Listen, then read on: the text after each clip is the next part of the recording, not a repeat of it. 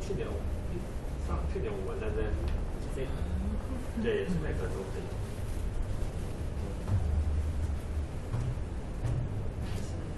有多种方法是没有 Chrome 不够吗？有 Chrome， 但是因为打下可能要跑一些放在外面，就不一定会在 Chrome 上。如果没有 Chrome， 它可以用那个桌面图。哦，对，就是它只是要是跟直播一样，就是可以其他项目。但是它应该只有 Chrome 这个，整个电脑。还行。说我的抓不到去，只是用我的试试看。也可以啊。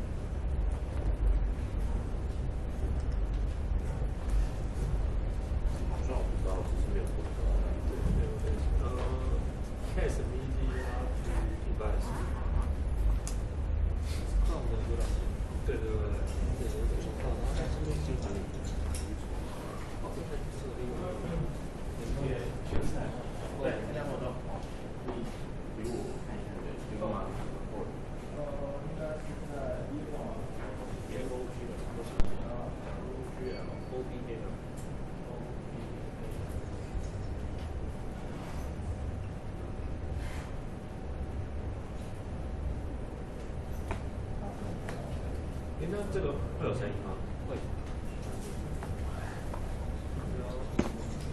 小点。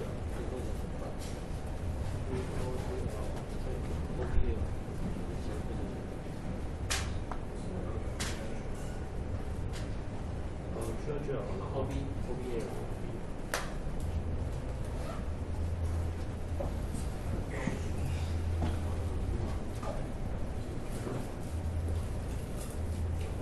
这个吗？接进去。新东西把你主放的话，这个还是接进去。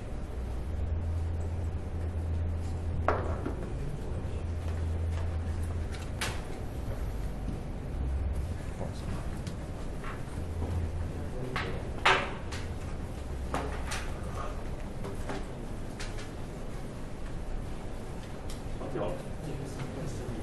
我记得那个先看到但是设备里面是就是它要切换这些。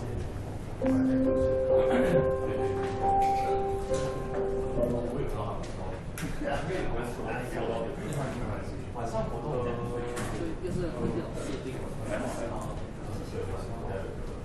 换到可是我没有接，好，那么接到这个好。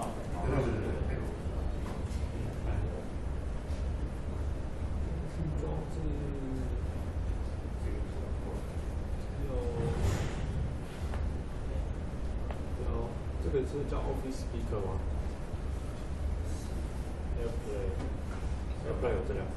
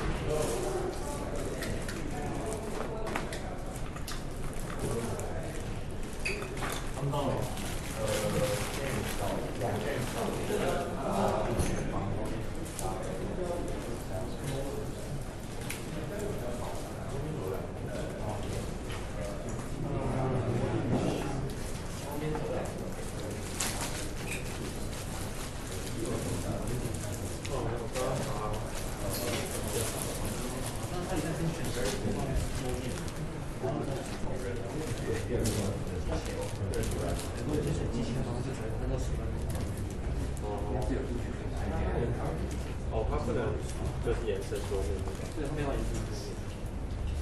哦，至少这个可以我。对，这是一个参考，或者是说这是在好。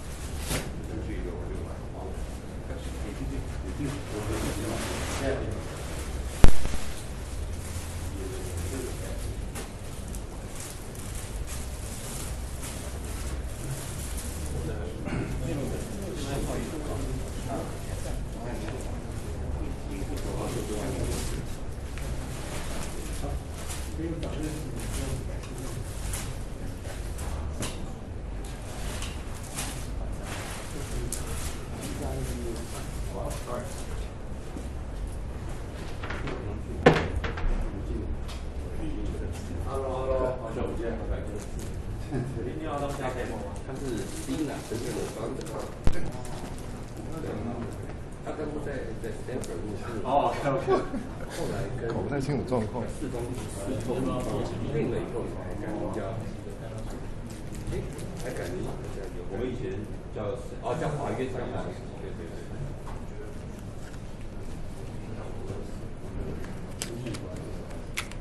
可以传给加入。他们都会用这个。没有就。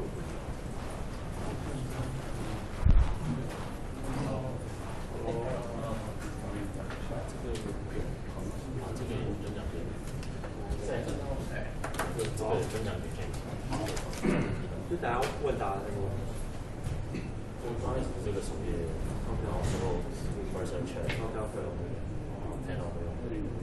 哦。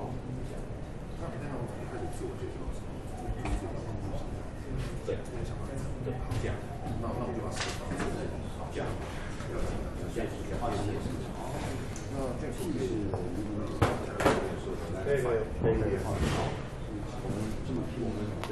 哦，这个 HDMI，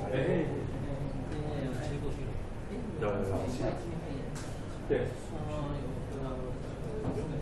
对啊，对。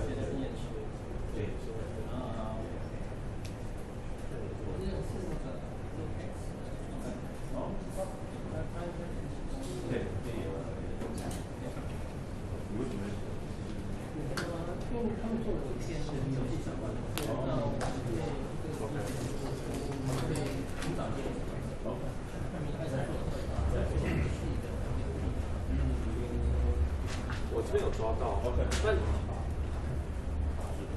要不要换给？因为他现在一直做 HDMI 换。对，因为我们在上面。哦，没有别的知道。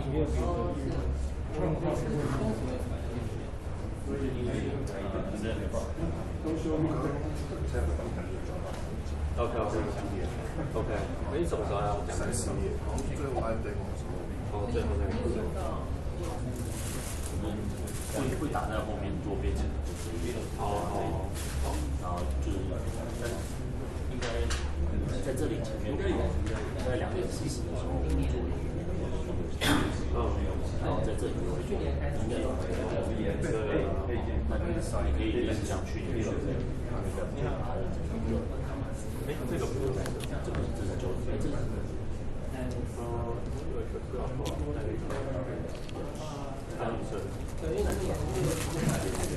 这些热式的开发者，如果开之前1年比较去年比较看出来。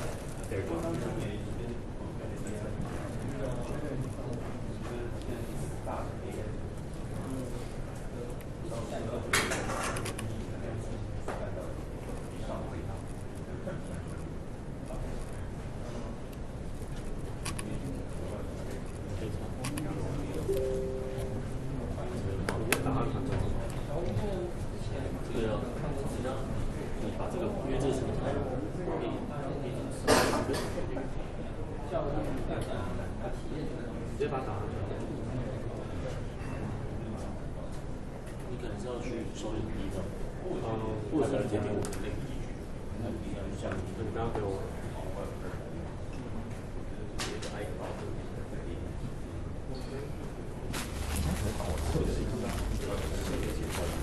可以啊。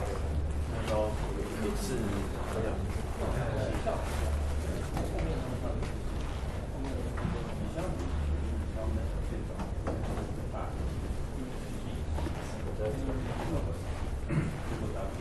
位不好意思，谢谢各位这么早到。我用中文讲的话，大家可以没太知道。就是等一下，我们可能差不多2:40的时候开始，离现在还有30分钟，所以前面其实是 narrating 的时间，让大家可以自由认识一下彼此。然后等一下2个讲者，他们之间会开车过来，等一下我们差不多就是2:40的时候会开始。然后这边也会有这个 video 去做来，那大家可以先不用拘谨，不用占座位，反正今天就很轻松的是一个 meetup， 所以大家可以自由发挥。对，你怎么样？要帮忙控制 slide。完全有指令，就是上台稍微讲一下。对。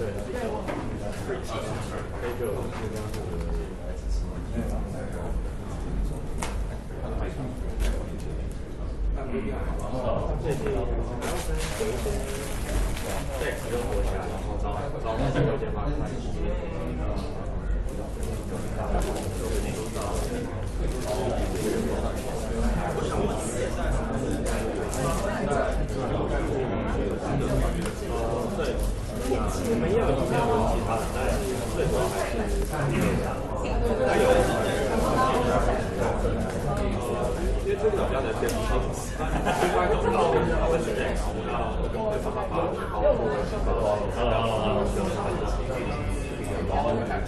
对，可能就这么一次。对，就在那个时候，可能就是如果他现在是他们主要还是以受众为主。对，没有，也是在 workshop 相关的开发。没有，因为我们OK， 希望对你有一些启发。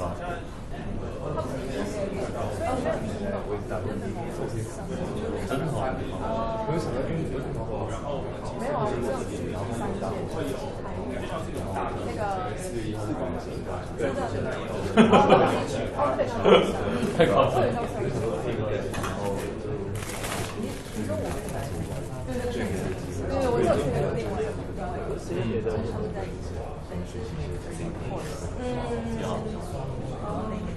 好，我先准备一下。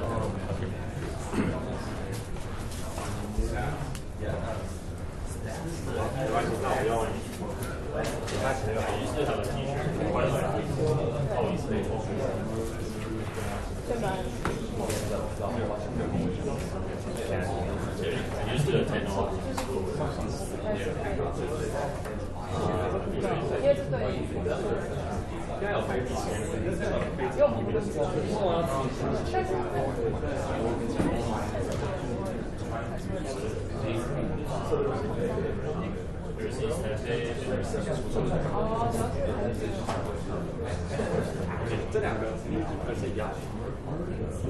其实要放一样的地方。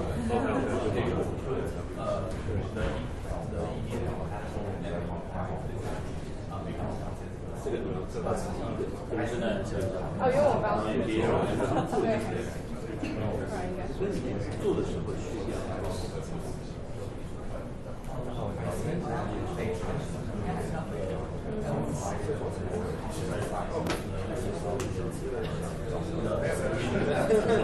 Okay. Not quite active on Yeah. Well, are you on What is podcast? Oh.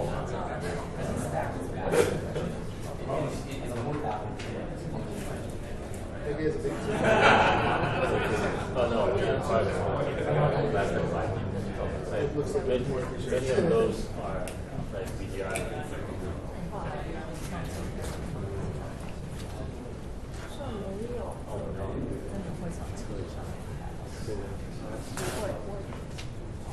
但我们这个月的那个 morning， 但是要是因为我们这个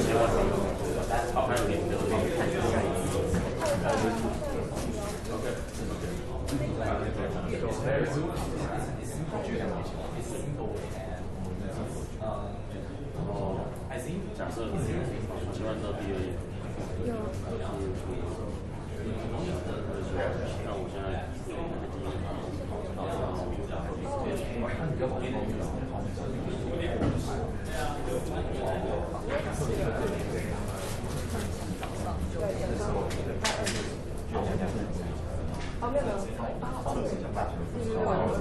用好，现在讯号可能减少。好。你要先加20几。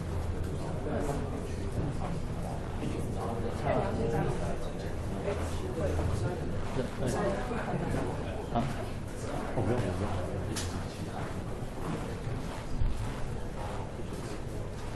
那时候我们就可能太多了。对。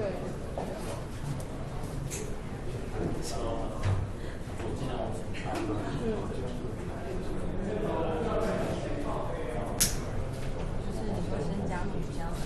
对。然后就是如果确定 OK， 就是以后。自己增强我用这个就每一个月的话都会是然后我觉得他们上次听到比较是对，我先发给你。对，用原本的成绩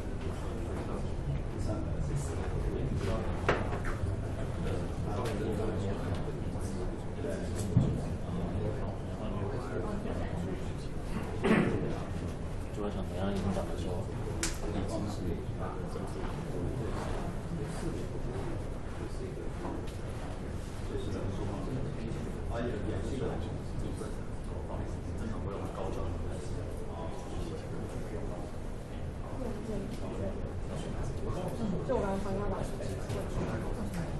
他可能怕有人。我本来今天还有想对啊，他觉得很少。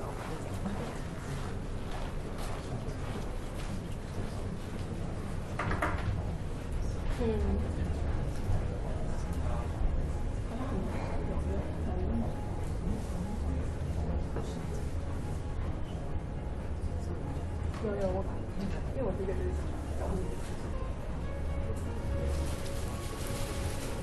反而后面。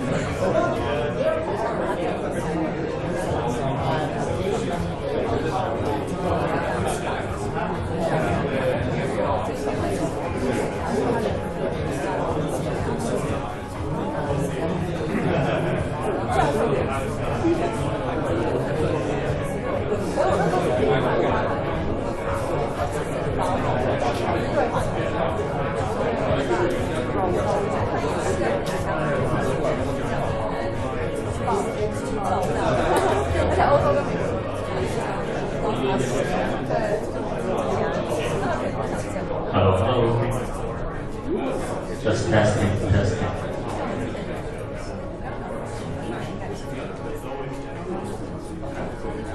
Okay. How's the sound? Hello.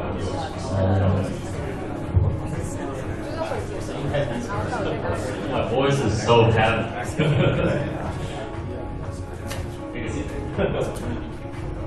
You haven't started. We're just testing the voice. Maybe when I'm testing the voice, maybe Devin can do an introduction of yourself first.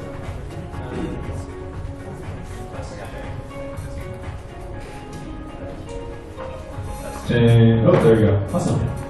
Cool. Well, yeah, thanks for having me. My name is Devin Finzer. I'm the co-founder and CEO of OpenSea.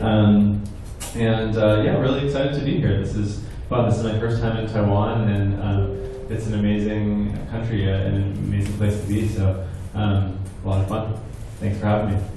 Nice, nice. Maybe like this hasn't started yet. So right now, at this moment, anyone can ask any question first. We're just testing the voice for the online audience.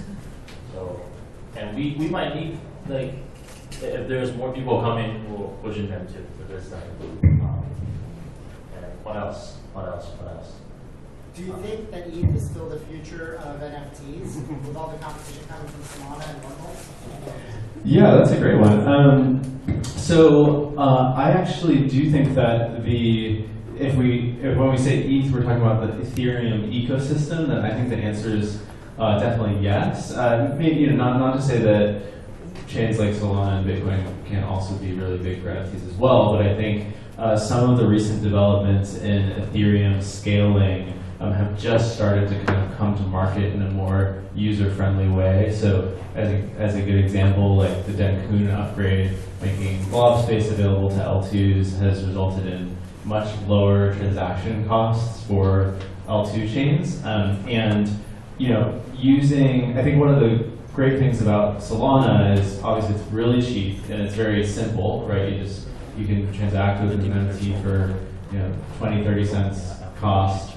And that simplicity is just now arriving in the Ethereum L2 ecosystem. So I think over the next, call it like 5 to 6 months, we'll start to see the Ethereum ecosystem become just as easy to use as something like Solana. And actually with the Base blockchain from Coinbase, we've now seen a ton of sort of uptick in transaction volume on Base. But Bitcoin, I think, is kind of a different animal in the sense that that's more of like the crypto OG art focus. And I think that will always be a really big thing. It's less, I see that as less like directly competitive with the Ethereum ecosystem. So those are kind of my thoughts. Oh yeah, you got questions?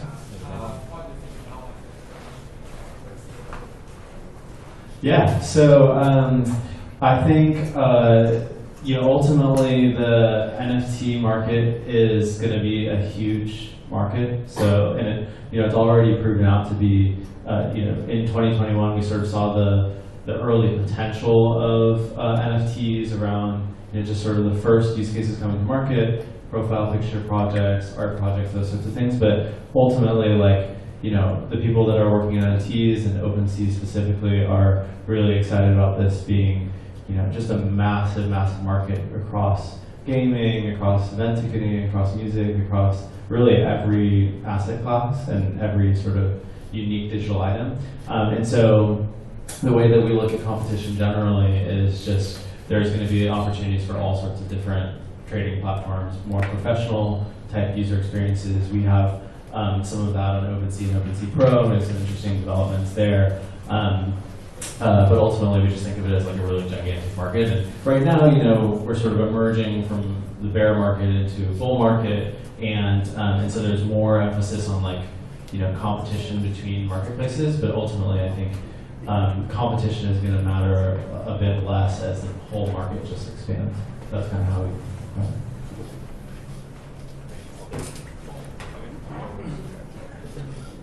All the chairs are very fragile. Oh, that's my chair. Yeah. I already changed the chair. Oh my god. This is very prototype. Speaking about entrepreneurship. Of course. Later on, those two chairs will be for another panel speaker. So later on, for panel speakers, just so you know, 2 out of 3 of you guys will be sitting on entrepreneurship prototyping chairs. Yeah, you take that. Okay. And one more quick question. Oh, actually, I was wondering if I could ask a quick audience poll question, or are you going to do that? Oh, we actually are inviting everyone. Can you pull out your iPhone or Android phone or Windows phone? And then maybe I had a few questions that probably aren't part of the poll. How many people here are, just to get a sense of the room, can you raise your hand if you're working on a crypto project? Just so I get a sense. Okay, so maybe 60%, 70%. And then how many of you are working on an NFT related project? Okay, so most of the people who are working on crypto. Okay, and then what about what are some of the other areas outside of crypto that people are working on? Like AI, any AI founders here?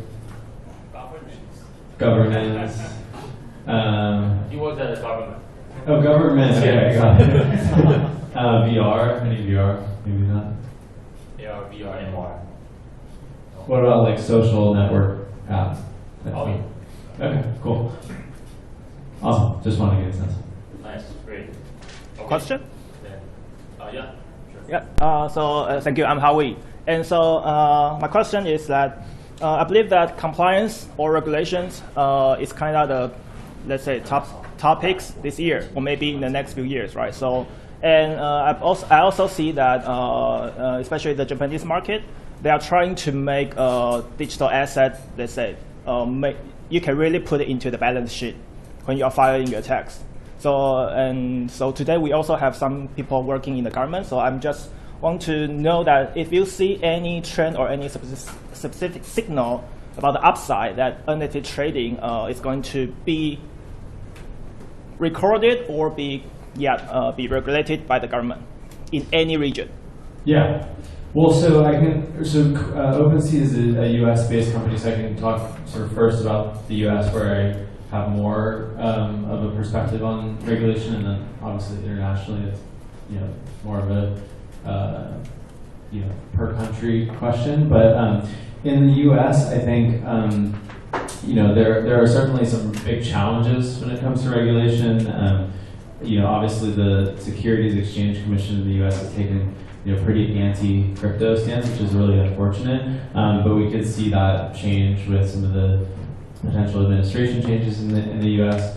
I think with NFTs specifically, the sort of opportunity that I see around NFTs when it comes to regulation, specifically in the US and also more generally, is that NFTs are a much more diverse use case than the rest of crypto, right? Whereas regulation in the US and regulatory agencies have focused on crypto as trading, right? With NFTs, trading is a component of it for sure, but an NFT can also be useful even if it's not tradable, and it can be useful inside of a game, inside of the metaverse, as just a piece of digital art, as a ticket to an event. So we think it's really our opportunity to showcase that crypto is not purely speculative, right? It's actually highly useful and something that can really have a wider impact on society. Not to say that sort of these financial use cases don't also have a massive impact, but it's really, we see NFTs as expanding the breadth of things that you can do with crypto. And so when we think about how to navigate regulation, it's really about conveying that message to regulators that this is something broader than just the rest of crypto. But you're right, I think regulation in the US is certainly going to continue being a challenge for companies like Coinbase, right, with some of the recent things that we've seen coming from the government. And so I do think that unfortunately, or fortunately for the rest of the world, a lot of innovation will continue to be highly global and not always US-centric. And that's why we're interested in coming out to here and talking to you guys and seeing how we can have more of an international presence at OpenSea. And I think it's exciting that there are other countries that are really embracing crypto really heavily. So overall, I think it's going to involve a lot of challenges, but also a lot of opportunity. Sorry, one quick follow-up question. So have you seen any government trying to utilize NFTs in the governance? And if there is, and what will OpenSea's role in the game? Yeah, so I'm a little bit not up to speed on the recent developments here, but I think there's a number of ways that NFTs could be used in like a government or country context. One is like identification cards, right, as NFTs. So I have to go and dig sort of like how those projects evolve. Maybe some of you guys are more up to speed, but I know that there have been a number of countries that have kind of thought of using like putting passports as on-chain NFTs or identification cards. So that's something that we've explored a little bit in the past. That would be kind of the main use case that I see for governments. And, aside from just the idea of holding NFTs as like a separate asset class or something like that. But open to ideas for sure. Yeah. Thank you. Great question from Owen. Okay, so maybe we'll have for new friends coming in, like Zach, you can transport them to the middle. And for everyone, can you pull up your phone and scan this QR code? We're gonna do a quick survey or quiz to get to know from the audience. And also, yeah. Okay. And James, you can navigate to the menu page. No. Okay, this is just like an experiment for for you guys to type in how do you feel today. A lot of hangovers here. Hangover? Today is Saturday.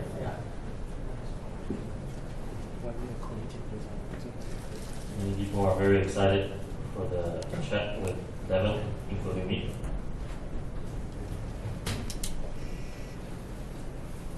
Okay, at least we have 55 people online.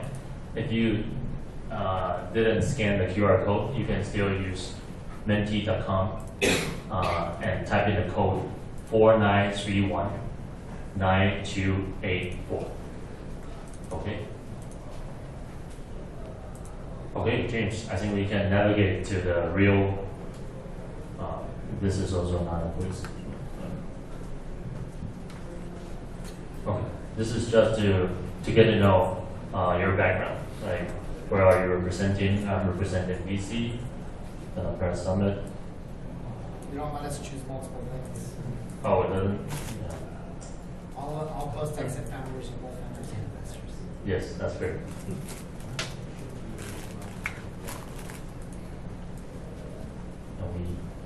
We didn't put on the option for government, because I know there are several people working in the government for today. I think startup founder the most, and there are some VC, including Acker, thanks Acker for booking the venue for us. This is really the best venue. Thank you. We can get in Taipei. Thank you to have. Okay, then James, we can navigate to the real quiz.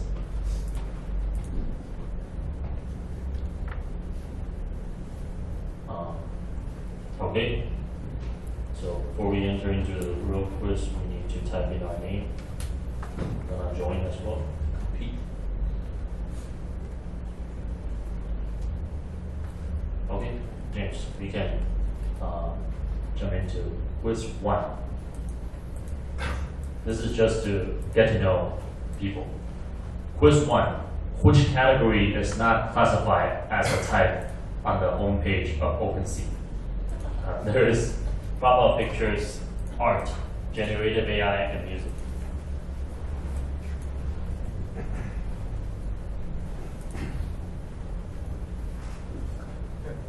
Okay, most people are correct, but there are 9 people who chose music and pop-up pictures.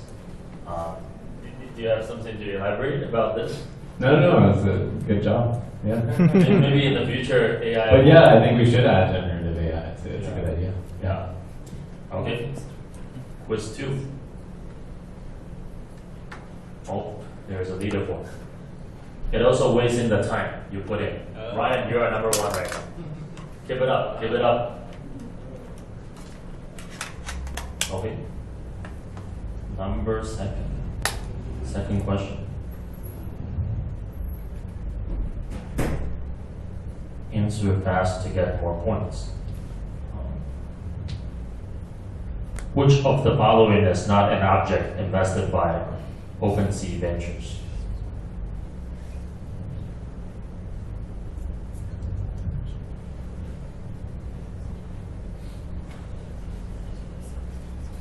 After each answer is closed, maybe Devin will need to elaborate a little bit.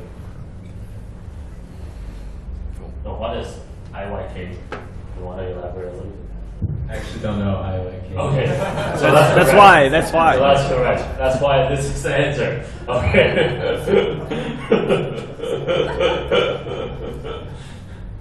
Okay. Show the video. Can anyone explain IYK? If you know, it's like I think the fashion representative. Okay. Chips. Cool. That sounds awesome. We should have invested. G-Ming at the top. Jimmy is coming up, and Ryan and Fox. I'm currently ranking number 18th. Last 3 questions. The final 3 questions, or 2. Which animal does not appear in the pop-up picture of Yuga Labs ecosystem? This is a bonus one.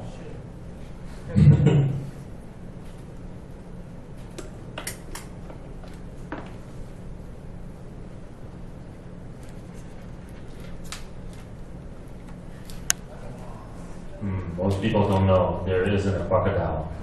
Oh.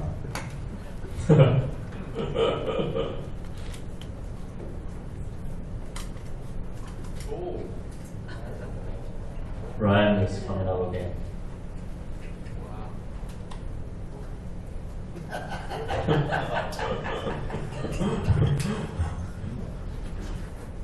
Okay, I think maybe final question. Is it final question? It says there's 8 questions. But there's another 4 for the other. OpenSea acquired the NFT aggregator in 2022, which was officially renamed OpenSea Pro in 2023.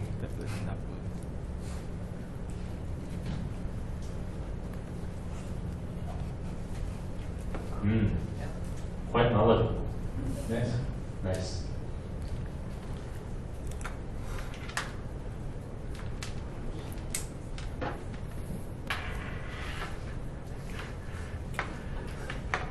I think that's probably it for Devin's Fireside Chat quiz. And for the top 3 players, James, please display the top 3 players. I'm gonna give you a gift. Yeah. It's nothing. It's just Outliers t-shirt. It's nothing. It's nothing. Yeah. Please help me to give it to, I think, Fox, Ryan, and Evie. Yeah, and I was going to mention there's the OpenSea swag. Unfortunately, is arriving late, but we can send out a message about potentially having people pick it up another time. Yes. Yeah. Thank you, Devin and Yuji. They ship a lot of souvenirs for OpenSea to Taiwan, but it's right now being clearance delayed at the custom. Yeah. But we'll only get it tomorrow or the day after tomorrow. Yeah. Okay, then James, I need your help to get back to the Fireside Chat slides, and we can officially start the Fireside Chat. This is just to warm up everyone's energy. And first of all, thank you all for coming out on Saturday. I know Saturday is usually family's time, especially today is the Tombs Festival. So most of the people in Taiwan go to Qingming So for those who are here, I know first of all, you're definitely crypto maxi, decentralized maxi. Secondly, you definitely doesn't prioritize your family time well. Hope you don't get mad with, by your wife, husband, or family after going back. I think after today, hopefully you go back with a lot of fruitful insights, takeaways from Devin and all the other NFT panel speakers. So here we go. We're gonna go from the Fireside. And I also just want to say, POseidon, thanks for having me and thanks for organizing this event. This is awesome. It's great to see a really strong turnout on the weekend. So yeah, thank you for putting this all together. It's a lot of fun. Thank you. You know, like around a few weeks ago, we were playing the Ultimate Werewolf in New York. And is it true that OpenSea do use like board games to recruit? We don't use them to recruit, but we do have a strong culture around playing Ultimate Werewolf. Who here has played Ultimate Werewolf? I think most people play Werewolf, but most people don't know what is Ultimate Werewolf. Okay, so yeah, it sounds like it's not as popular as I thought it was. We don't use it to recruit, but we do play a lot of Ultimate Werewolf as a company. Yeah. So it's a game that involves, lying, deception, manipulation, lots of fun things, and encourage people to give it a try. It solved the traditional bottleneck for the old werewolf, right? Right. Because the old werewolf. And I think if we ended up using it as a recruiting interview process, it would not be so good since there's so much lying and deception. We would get the wrong types of candidates. But yeah, it's a little bit of an upgrade of the traditional werewolf game. You know, last year we hosted a family retreat in the Philippines, and we had CZ Yacht and so on joining us. And I wish by that time I know One Night Werewolf, because one werewolf game with over 10 players will take 1 to 2 hours. And CZ got killed at the first person twice in a row. That's surprising. Yeah. He was the guardian and Merlin, and he didn't protect himself and got killed. So he hated this game no longer played. Yeah. So this is just a casual icebreaker question. The following question will be surrounding mostly Devin's entrepreneurship journey, as opposed to like what is the crypto price, NFT trends, and so on. For that part, the next NFT panel will be talking a lot about technical stuff, about the market, technology for NFT. But for this one, I really want to focus on Devin's precious story in entrepreneurship. So first of all, like before OpenSea, have you founded other startups, companies, and what ultimately led you to found OpenSea? Yeah, so before OpenSea, I got interested in entrepreneurship sort of just by falling into it during college. I actually worked with the co-founder of Figma on a project at my university, Brown.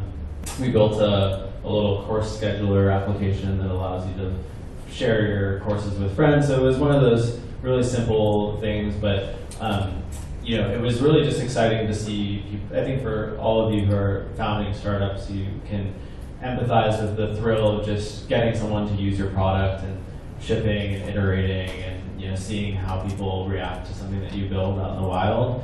So during college, that was sort of my foray into something more entrepreneurial. But then I also knew that I needed to get just raw sort of computer science and technical skills. So I studied computer science and then ended up working at Pinterest right out of college. And then from Pinterest, started a company with a friend that was in the sort of personal finance space that was acquired by a company called Credit Karma in the US. And then from there, I always knew that I wanted to, having built one company and sold it pretty early on, exposed me to this idea of if you're an entrepreneur and you're going and building something, you just have this really amazing direct connection with the customer, and you're really tested by the market, right? Whether you succeed or fail is you just have that much more direct connection and ability to obviously have bigger impact and all of the benefits that I think people attach to entrepreneurship. I really was captivated by that. So I knew I wanted to start something at some point. And in 2017, like a lot of people, I really fell down the crypto rabbit hole and got excited about the technology and started brainstorming ideas with my co-founder, and that's what led us to OpenSea. So that was sort of my journey into entrepreneurship. I think many of the people here, I guess from the audience that I know, I think most of them get into crypto actually even before 2017. And I think most of the people, including me myself, who got into 2016 was very driven by just investing in ICO, STO, and I know some of the people who are interested in hash bound trading, they are doing triangular arbitrage within an exchange or circular arbitrage between different exchange. People are capturing the kimchi premium between China and Korea exchange, and most people focus on the profits they can get. But it seems like at least from the friends that I know, back in 2016-17, I was in Boston, Seattle, Beijing, Taipei. But would you say like starting OpenSea as an NFT exchange would be quite ambitious?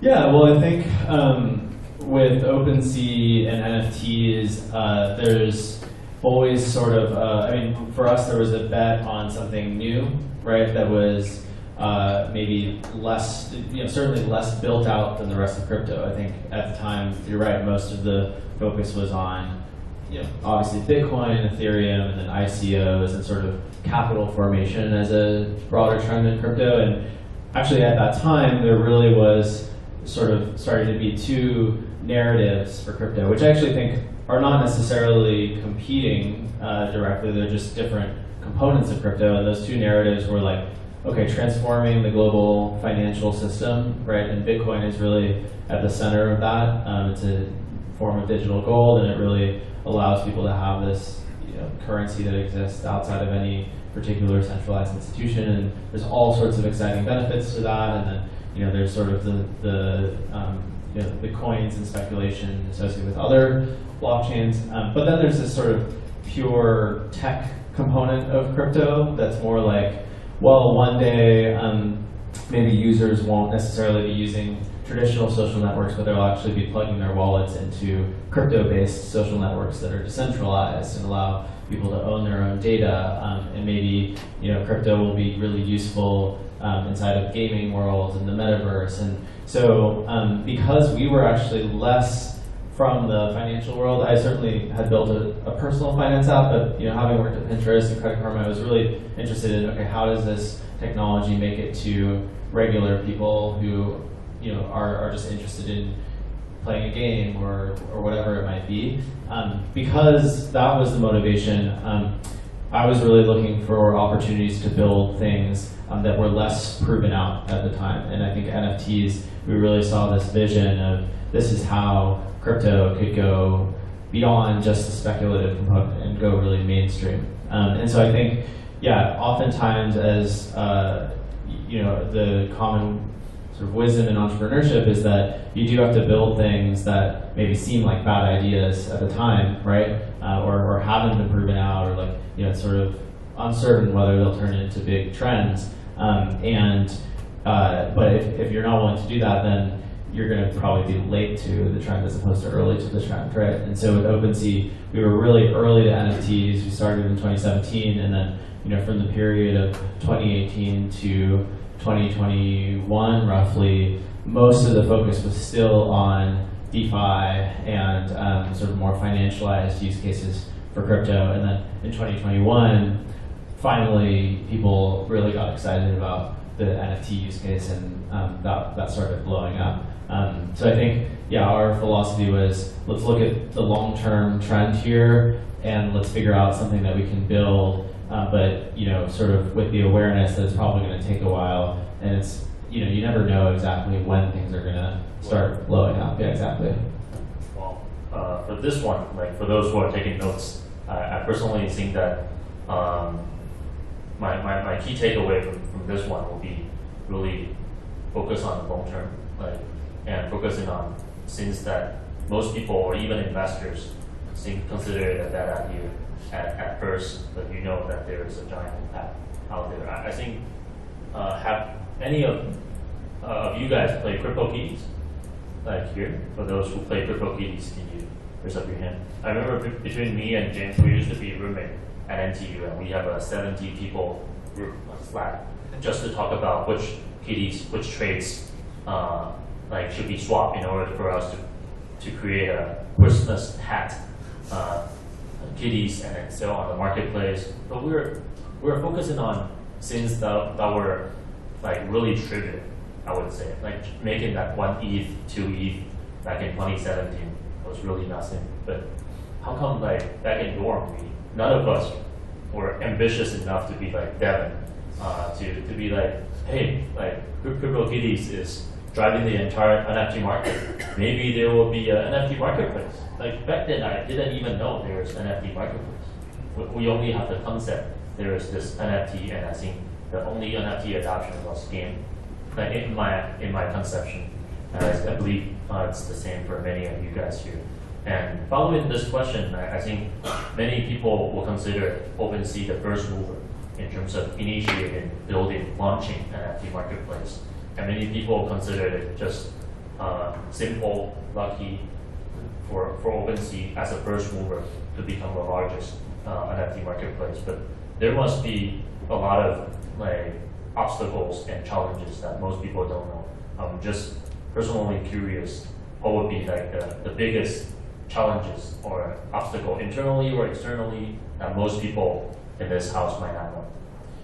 Yeah, well, and I think sort of playing off of what we were talking about earlier, right? A lot of these, projects and companies that you think of as overnight successes have been often building for a long time. If you look at OpenAI today, can't remember, I think it was founded in 2015, 2016, something like that, right? And for a long time, they were sort of investing in a brand new area without as much excitement around the product and the use cases as there is today around AI, for example. Or Coinbase is a good example, building really early in Bitcoin, but just continuing to persist and build out the product. So I do think that a large part of it was getting in early, but having the sort of persistence to keep on building out the core product experience, keep on listening to users, and sort of stick to the original vision. Versus at the time, there were actually a number of competitors that launched simultaneously to OpenSea. We had one competitor that we were really going back and forth with, and again, because it was really just small Discord or Slack communities at the time, we would go post links to OpenSea, they would go post links to their marketplace, and we kind of battle it out. And ultimately, that company just kind of decided that the market wasn't growing fast enough, and they went and built, they sort of first built like a different type of NFT application to try to push the space forward, and then that was a little bit too early, so then they just kind of ended up winding down the company. Versus us, we were more comfortable with the longer term time horizon. So again, I just wanted to emphasize that I think one of the most important things is just kind of sticking around and being part of the ecosystem and listening to users for a long period of time. But second to that, I think there were a number of kind of critical decisions that we made early on that I think were really helpful for OpenSea's position in the space and growing the space more broadly. One of those was we built a metadata standard for NFTs. So this is basically is kind of more of a technical point, but an NFT when CryptoKitties came out was really just almost like a barcode or a unique identifier, and there was no way of saying, this NFT has this image or this name or this description or these attributes associated with it in a generic way that any NFT project could use. It was just, for CryptoKitties, it was sort of a centralized system that CryptoKitties just hosted on their own APIs, right? So what we did was we said, okay, we want any developer to be able to represent in an open way what an NFT looks like, so that OpenSea and other marketplaces can ingest that data and immediately show it on the website. And what that meant was that if you deployed an NFT today, or even back then, if you deployed an NFT contract, you could immediately have your items showing up. There was no listing process like there is with exchanges, where you have to go and tell the exchange, here's my token, here's what it is, right? And I think that's been huge for the space because it just has democratized the ability to go and deploy and create projects without having to sort of wait for gatekeepers to list them. The second critical decision I think we made was, at the time, we could have built OpenSea as a centralized marketplace or a decentralized marketplace. So we could have said, in order to use OpenSea, you have to transfer your NFTs into a custodial wallet, and then you can buy and sell. Instead, we said, no, we're going to build out smart contracts that allow you to buy and sell, and the trades are going to be completely peer-to-peer. And that turned out to be really important because it's actually a lot of friction to go and move your NFTs from your wallet into a centralized marketplace. And that model didn't, there are a couple marketplaces that kind of played around with that, but turned out to be really good for exchanges, turned out to not really work for marketplaces. So, so that was another thing that I think was like kind of a critical decision that we made early on. But a lot of it was really just, talking to users, making sure that we understood the user experience, making sure that we were building a product that people actually, that for the early adopter community would want and would benefit from. Just now you mentioned about 2 good decisions that led to 2 good results. In order to balance it out and make it more real, can I ask, what would be like the worst decision you think you would have done in your entrepreneurship? Oh man, I mean, yeah, there's definitely a lot. I think there's more bad decisions than good decisions. I think that's true for any startup or any founder. And I think one of the powerful things is just that these trends in technology that occur, they tend to be these sort of things that just kind of push companies to success. And even if you make a lot of mistakes sort of at a smaller level, the trend is so big that it just turns out that those smaller mistakes don't matter. I would say as examples of decisions that we could have made differently, so we spread ourselves really thin early on, and we built lots of different features. And I think in general, one of the things we learned is just really focusing, and that's something you hear all the time from founders and companies, is the importance of focus. But I do think that doing 1 or 2 things at a time with extremely high quality it's just so underrated how valuable that is relative to trying to go and boil the ocean and do lots of things. So for example, on the marketplace, we built different auction mechanics. We had English auctions, we had Dutch auctions, we had bundle sales. We just had a bunch of crazy stuff, and it got both confusing, and it wasn't sort of the core way that people wanted to trade NFTs. They actually prefer just sort of like fixed price listings for the most part. There's exceptions to that. So actually today, as we're building kind of the next generation of our product, it's really how do we build the best version of a couple of really key features and make those features really, really usable to end users, as opposed to going and building a bunch of different features that people don't want necessarily. So I think that's a big one, but yeah. Tons of other mistakes I could go through as well. That's very real. And I would also like to, following up this question, I bet there are so many founders out here who like to know how you do your OKR, how you do goal setting, expectation setting. Like, let's say, for example, this year, like what is OpenSea's OKR for 2024? Yeah, that's a great question. So we've done it in like a bunch of different ways, and it's really dependent on how the company has been multiple different sizes over its life cycle, right? So we've played around with a lot of different organizational structures. So I can talk about how we do it today. Today, we actually operate as really one single engineering team. So we organize into what we call crews, and crews are basically these really lightweight groups of engineers that go and tackle problems. But crews have shared ownership over the problem. There's not necessarily like one manager always managing the crew. It's just a group of engineers that can go and tackle something and have impact. And we really try hard to ensure that everyone at OpenSea feels this shared ownership for the company's success. So it can be really easy to kind of devolve into a state where you have managers making decisions and just pushing those decisions down to individuals, and individuals not feeling like they can actually have impact and they can go and build something and deploy it and launch it on their own. So this crew model on engineering has really helped us empower each individual engineer to have impact. But the other thing that I think is necessary for that is hiring extremely good engineers, right? And engineers that are thinking about the product, are deep in the space, and know what to do, right? And have really strong judgment. That's a prerequisite for having a smaller, leaner engineering team that's sort of more with more lightweight structure and a lot less management.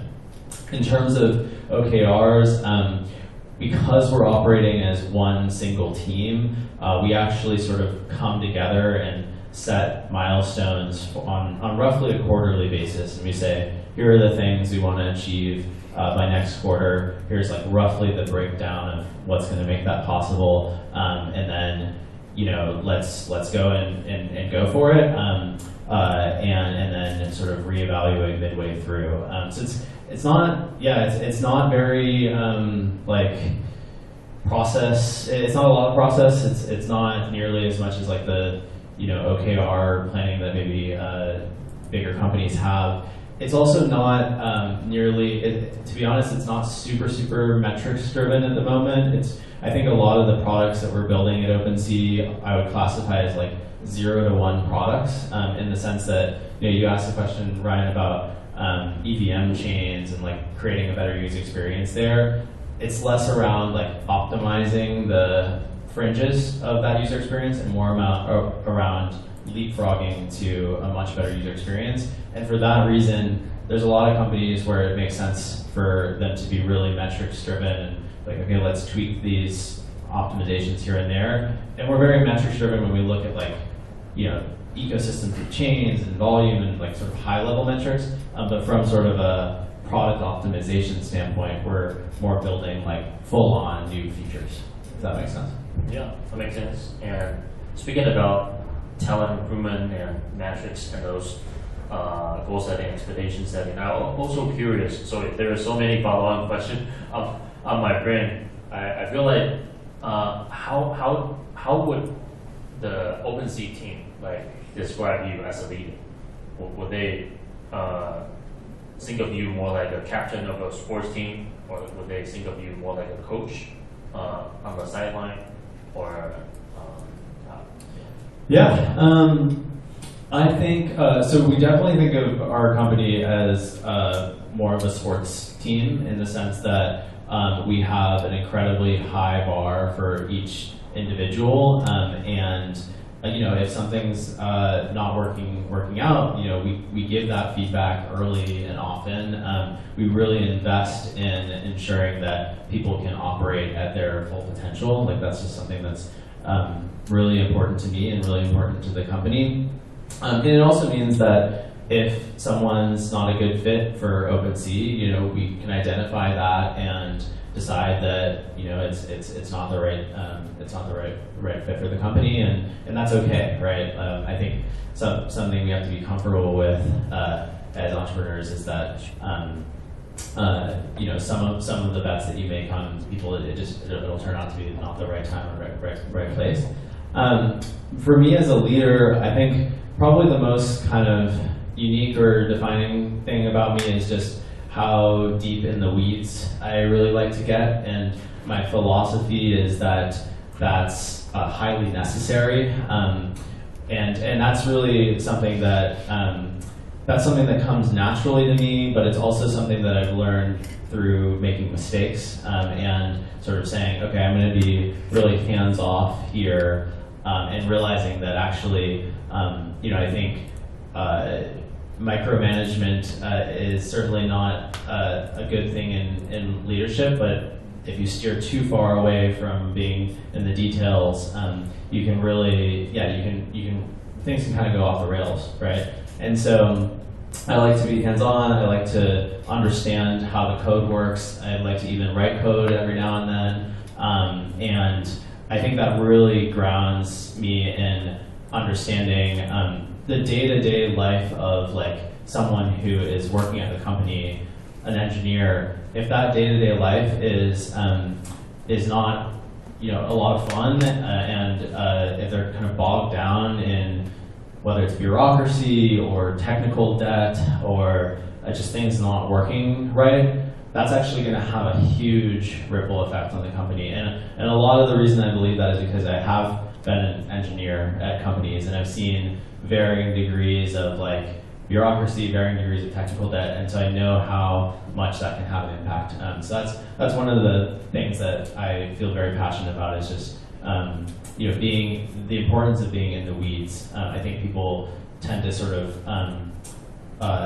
zoom out and not care about the details too early in their life cycle as entrepreneurs. I can totally see that from Devin playing the 1 hour wolf. He is the most into the game person among all of us when we were playing that a few weeks ago. And speaking about team morale and team motivation, there's recently, I forget who, but one of the Web3 founder from Taiwan asking me a question that how do you keep talents when it's bear market? Because you started OpenSea in 2017, it was considered the last bull run, and you actually been through probably 2 quite long bearish cycle, 2018 to 2020, and 2022 to 2023. Finally, the company is getting back. I see a lot of, as a VC fund, I see a lot of our portfolio founders, their talents go away during bearish market, and then come back, rejoin during the crypto bull run. Like, during those bearish market, how do you keep your team motivation?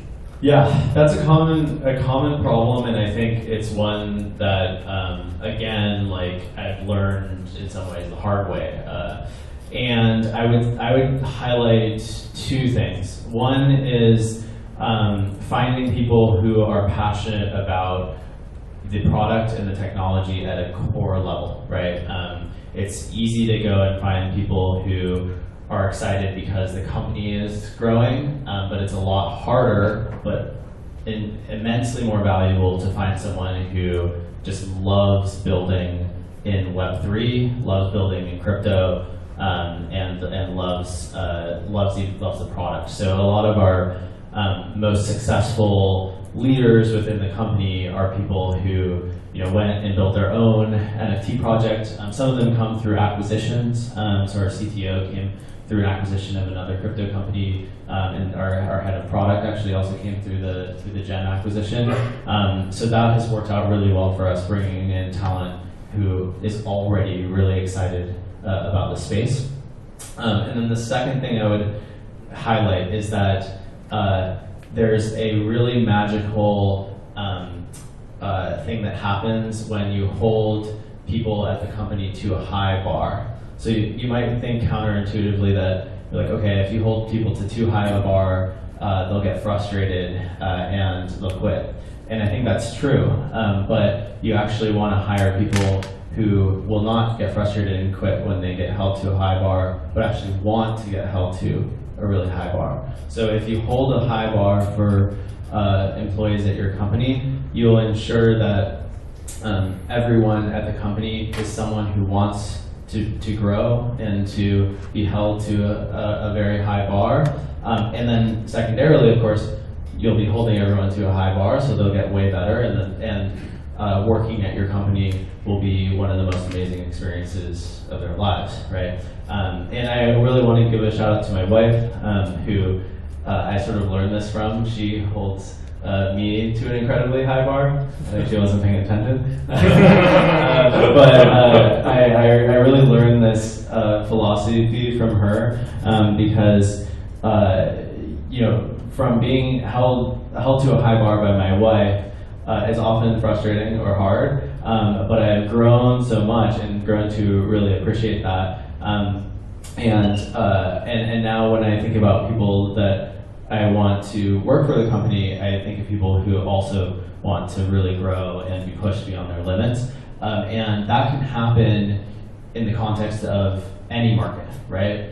You can always grow yourself as an individual, as an engineer, as whatever you're working on. You can always improve yourself. And if you create a company culture where people can do that, then you can retain talent no matter what, no matter whether the company is going up at that moment in time or whether it's more in the bear market building phase. And speaking about fundraising, I'm also very curious that I think from the Crunchbase or like OpenSea raised during the bearish market, especially 2018 to 2020, which is considered very difficult. Even nowadays in bull run, it's very difficult to fundraise, weighted in the competition for so many startups out there. Like, is there some tips or takeaways that you can give for the Web3 startup founders about fundraising? Yeah, I think fundraising in crypto is like very different than fundraising in the rest of technology in that you just have a bunch of different dynamics, right? In many cases, you have earlier liquidity in the form of tokens. In many cases, yeah, you have the sort of like cyclical elements. So if you can, time a fundraise so that you're doing as little as early as possible when you're in that infancy stage, and you're sort of just raising the minimal amount of money to be able to support, a 4 to 5 person team while you're finding your real product and market and all of the important things that are early on. And then if that catches on and you're really successful, going and taking advantage of fundraise around the traction that you have. So I don't think any of this is rocket science, but I would say generally, like, I'm less bullish on like raising lots and lots of capital when you don't know whether your product's going to work. I know that can sometimes be important. It depends on the type of project that you're doing, right? If you're building a new blockchain or something super, super ambitious, sometimes that's necessary. But I also, I think there's a lot of benefits to, a team of like 4 to 5 people cranking on a new project and using a sort of lean startup methodology early on, and then treating fundraising as more opportunistic in later stages. Have you thought about using token, like fundraising, or using NFT, like NFT to fundraise for OpenSea? Well, I think one of the nice things about our business is that we have a business model around fees. So we take a fee on transactions. So we don't necessarily, we fundraise opportunistically, but we also have a strong core business. In terms of using NFTs, that's an interesting idea. So we've thought about tokens more from the perspective of like, how do we incentivize adoption of underlying protocols and those sorts of question marks, as opposed to the more traditional like ICO fundraising model. And now in crypto, I think one of the biggest trends is really points and using token incentives to retain users on platforms. So that's really exciting and interesting. So we think about it less so from like how do we raise money through a token, just because we are sort of in this pretty amazing position of having a strong business model and having like a strong balance sheet as well. There are some questions that have often been asked by the startup founder in Wall Street that, in terms of the easiness to raise funds, it seems like they're in bullish market. Like more startup founders in Wall Street tend to use token sale to raise as opposed to equity. But during bearish market, like most choose to go back the traditional route of using equity. Like how would you suggest if there is a new Web3 startup founder come to you, they are building a DApps, just a DApp on a random chain, how would you suggest them to consider whether using equity or token? Yeah, so I think it depends on if you're building a dApp.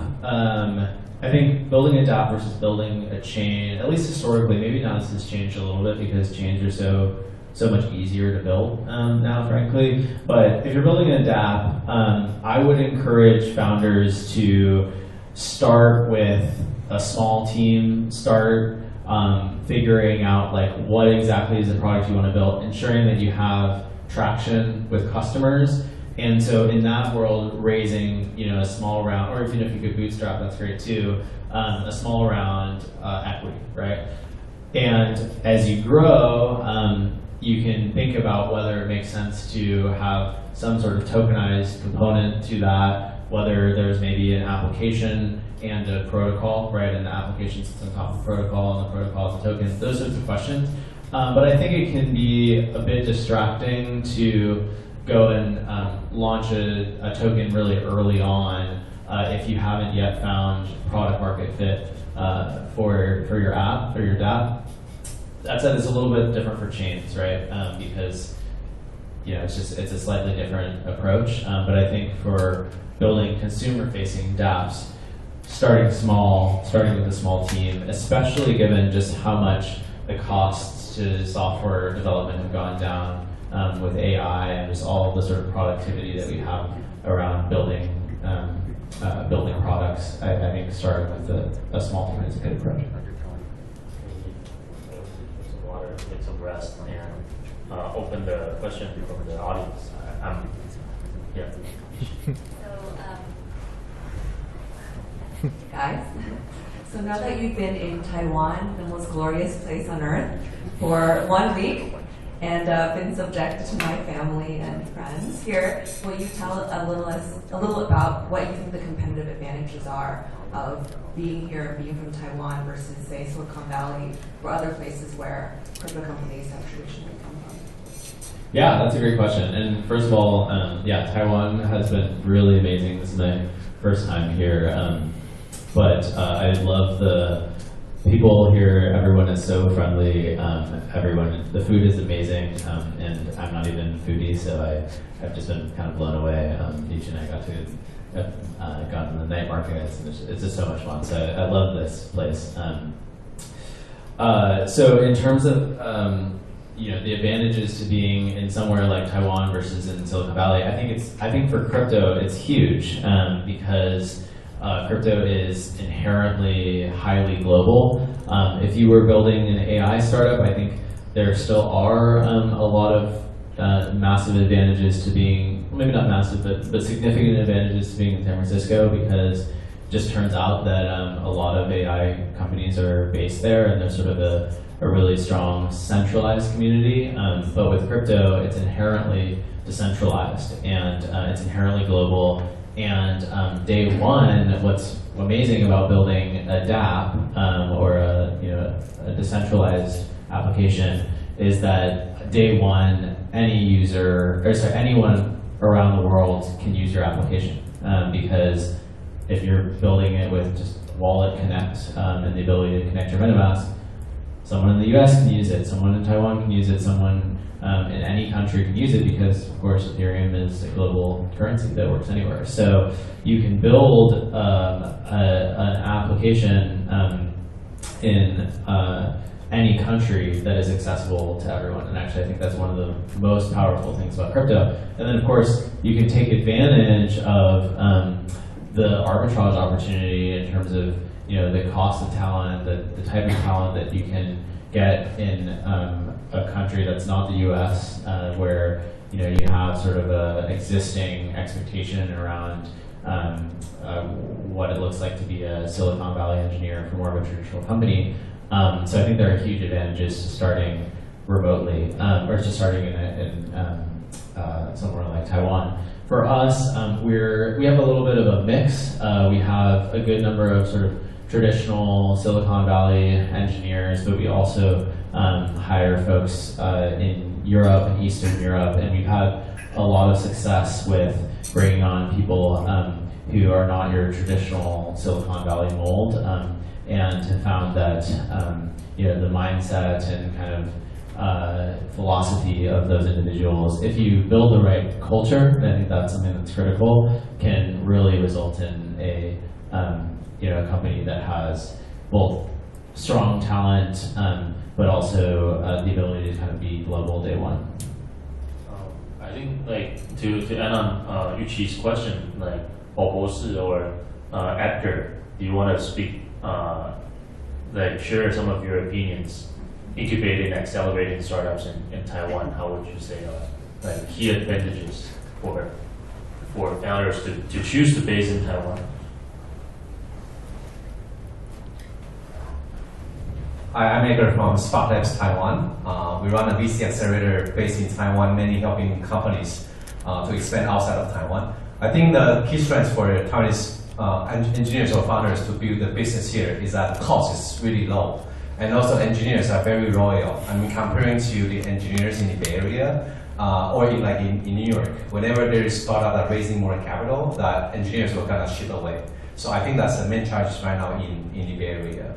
And I think right now in Taiwan, most of the founders they are building something that's, I would consider they are meaningful, but I think that the market is not just in Taiwan. So a lot of founders, they only know the market demands, the needs, like many came from Asia, but there's a lot of like demand, many strongly from the US. So I highly encourage founders to really think, building a product like really global facing from day one.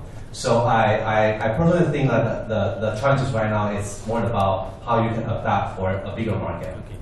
But the opportunity is if you can build an engineering team here based in Taiwan, but you are facing more like a bigger market like in Europe or like US or like in Web3, there's not even like a country definition by definition. So how you can really grow fast enough. Nowadays, a lot of startup try to get more organic growth. But we've been seeing a lot of startups using merger and acquisition as a growth strategy to acquire more companies with different expertise so they can tap into different fields. Or to, as what Devin just mentioned, that the CTO came from like one of the companies that they got acquired.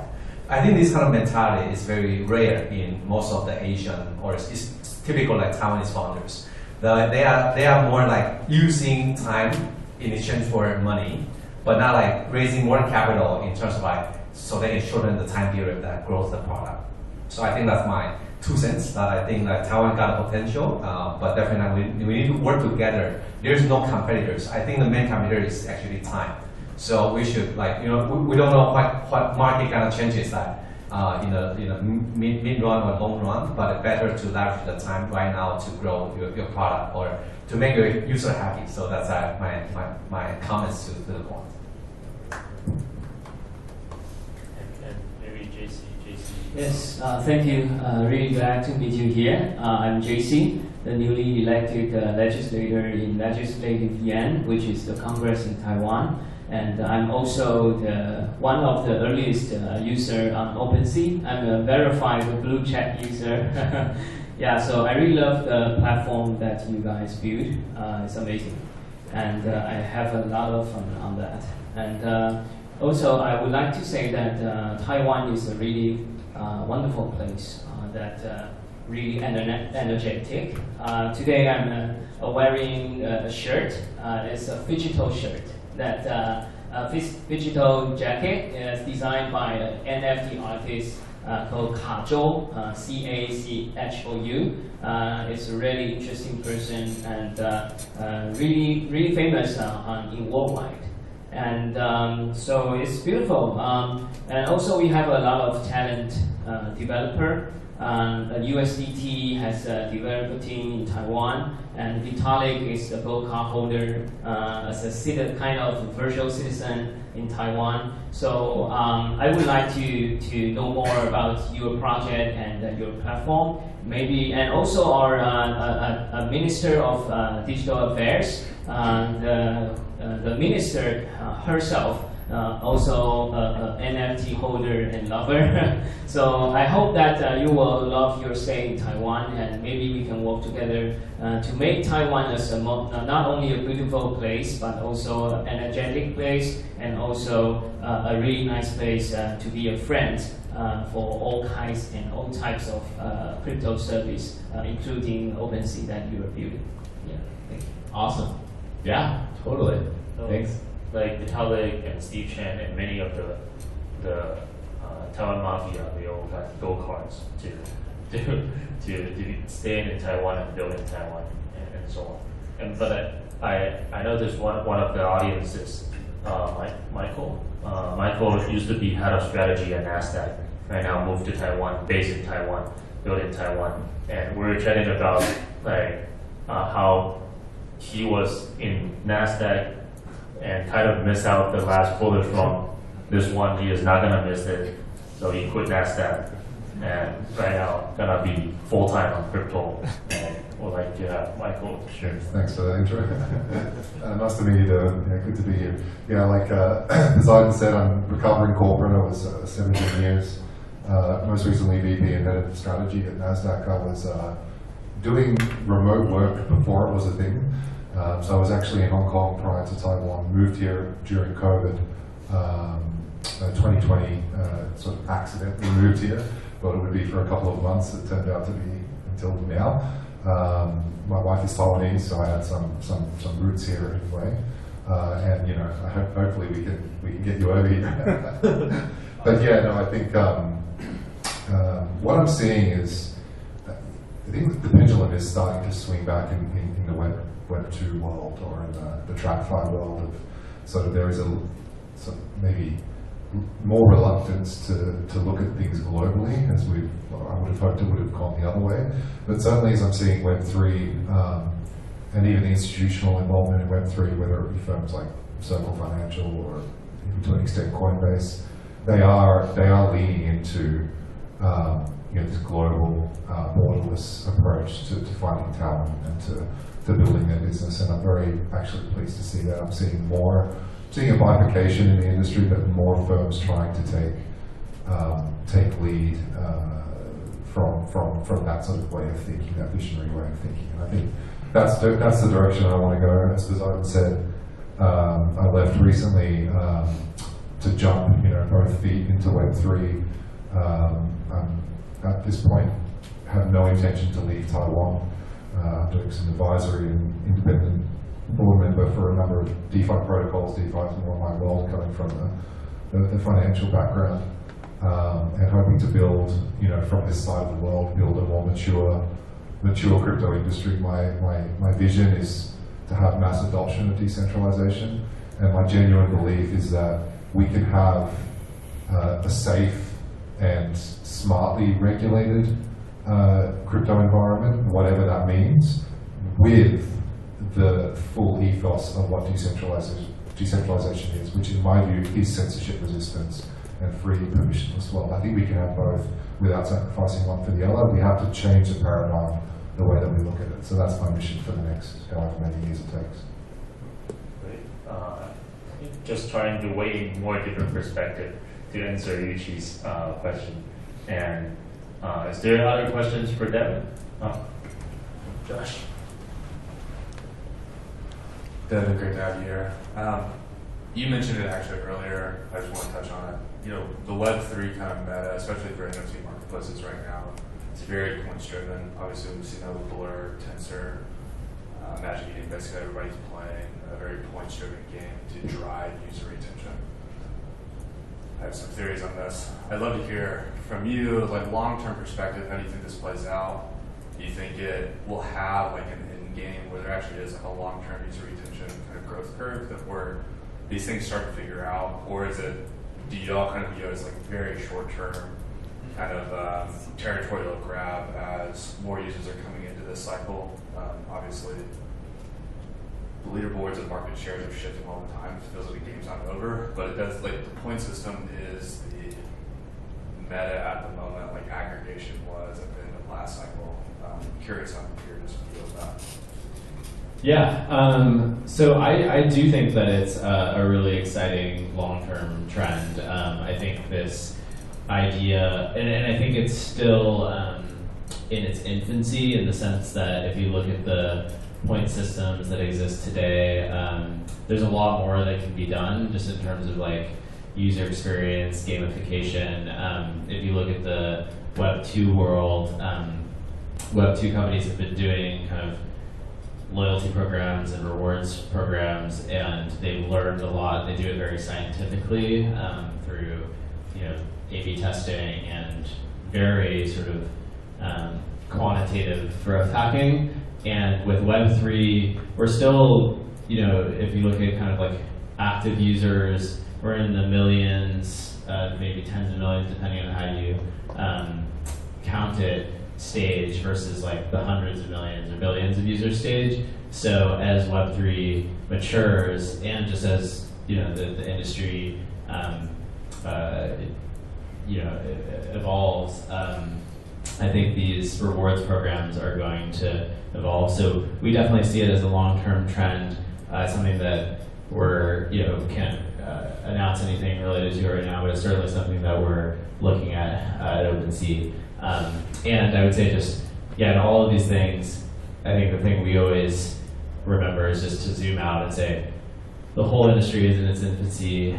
Some of these things are going to be around for the long term, and I think rewards and points will be one of those things. But let's also build it in a way that's, I think there's various ways to build it, right? You can build it in a way that's unsustainable, or you can build it in a way that's like sustainable. And I think the last thing I'd say is just everything has to start with a product that people really love and want to use. If you don't have that, then I do think that those sorts of programs are inherently more sort of short-term type things.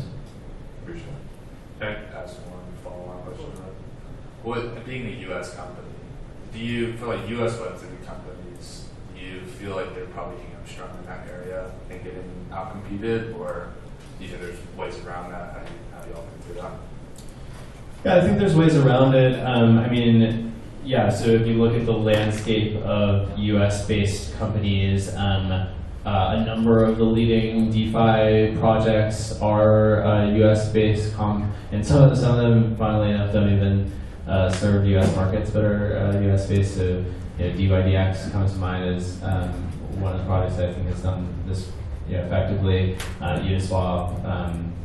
So I do think that there's still a lot of innovation in the US. But yeah, inherently, especially if you're operating in DeFi, the US is a more challenging market. But I think for NFTs, because I think we have this opportunity to really demonstrate broader diversity of use cases and more zoomed out narrative for crypto, still having a position and focus on the U.S. market is still a worthwhile endeavor, but we'll also see kind of over the next year how things change with the administration changes and those sorts of things as well. We have some questions from online audience as well. But hi Devin, thanks for the insightful talk. Maybe a classic, kind of more classical question. But you're talking about marketplace, right? And there's always the demand side and the supply side, right? They need to somehow go after making like a chicken or egg kind of problem, right? Where did you start? I mean, in the beginning of the journey, you have like limited resources, right? You either need to crack supply side or the demand side. I don't know whether, you thought it's either side or how do you go after making that chicken or egg problem? Yeah, so that's a great question. I think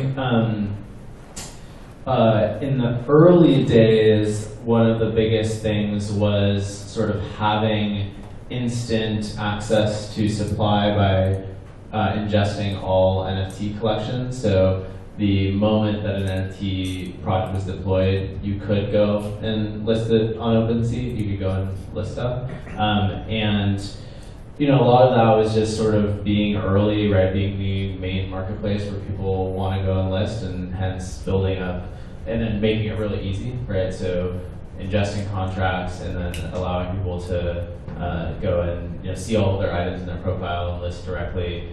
Another piece of that was being a decentralized marketplace and non-custodial, being able to quickly hook up your wallet and quickly list. That was big in the early days. There wasn't sort of a dedicated focus on like splitting between the supply side and the demand side. It was all just build kind of the best product for users generally, I would say, and make it really easy. Nowadays, it's quite different because we have aggregation of marketplaces. So the supply side is actually a lot more sort of commoditized in a sense, or listing and liquidity is over time will be more and more commoditized. And I think what's going to matter even more is loyalty and rewards. I think will make a big difference, but also discovery of projects and being able to find the sort of needle in the haystack, get what you're looking for, browse. Maybe even sort of social components on marketplaces will matter. So I think in the long run, it's actually more about controlling and having a strong position on the demand side because supply is more commoditized. So a lot of the things that we're looking at are, just making that demand side user experience really good, making it easy for people to find stuff, those sorts of things. Yeah, we also have some questions from online audience. One is what do you think about the royalty fee change or across different NFT marketplaces will change their NFT in the future? Yeah, so I think royalties have been a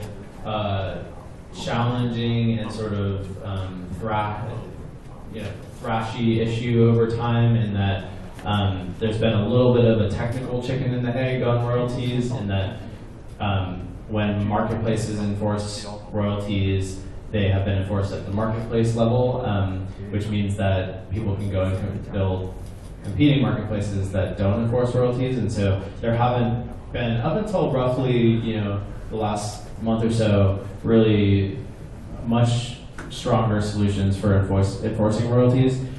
Given that we have seen so many challenges on the technical enforcement of royalties at OpenSea, we take the approach of we're going to work with the ecosystem on new standard and adopt new standards for enforcing royalties, but we also want to just be cautious that a lot of these solutions do have workarounds, because inherently, if you think about it, if you're trying to enforce royalties on chain, you can always go and build a more centralized solution that, I could say, POseidon, sell me your NFT and I'll Venmo you, or whatever it is, right?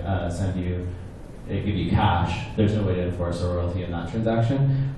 So we're kind of eyes wide open that there's a lot of ways to circumvent these types of things, but the standards are getting better, and some of the recent changes we've made to our protocol layer allow us to support those new standards, and so we'll kind of see how it all plays out. And I think for the next while, there will be a lot of projects that kind of want to have royalties as a way to monetize.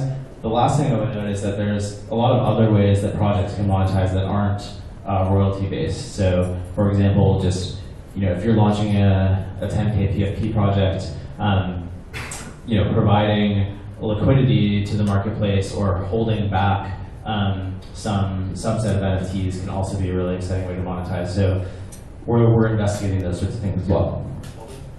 The last question from the online audience is, do you have any thoughts on the current layout of Bitcoin NFT ecosystem? Yeah, so I think the Bitcoin NFT ecosystem has certainly surprised me a lot, because I've always been kind of really excited about lowering transaction costs and improving usability for NFTs, and Bitcoin NFTs kind of go in the opposite direction and they make it harder. So I was kind of wrong about that. I underestimated the sort of power of the Bitcoin community and the narrative, and so yeah, it's been a bit surprising that Bitcoin NFTs have been such a big thing, but it's also really cool, and I think NFTs as sort of cultural mementos and part of this sort of crypto cultural ecosystem is really powerful, and there's a place for that. What I'm bearish on is just, and I don't think anyone who is in the Bitcoin NFT space would disagree with me, but I don't think Bitcoin NFTs are the future of NFTs, right? Because it's just not sort of a technical ecosystem that can support the diversity of use cases that we want to support with NFTs. Gaming being a huge one, right? With games, you really do need to have sub-dollar transaction costs, if not 10, 20 cent transaction costs in order to support a full gaming ecosystem. So I think Bitcoin NFTs are cool and will continue to be sort of an exciting crypto cultural niche. But I do think that when it comes to the broad vision of the NFT market, it's going to involve things like the Ethereum ecosystem scaling, those sorts of things. Nice. So yeah, maybe the last question. What's your biggest fear at the moment on the business side? On the business side? Yeah, the biggest fear. Well, has anyone seen Dune? Yeah. Dune 2. I'm told that fear is the mind killer, so no fears. So biggest fear, that's a great question. I don't know, I'm mostly just really excited about things these days, but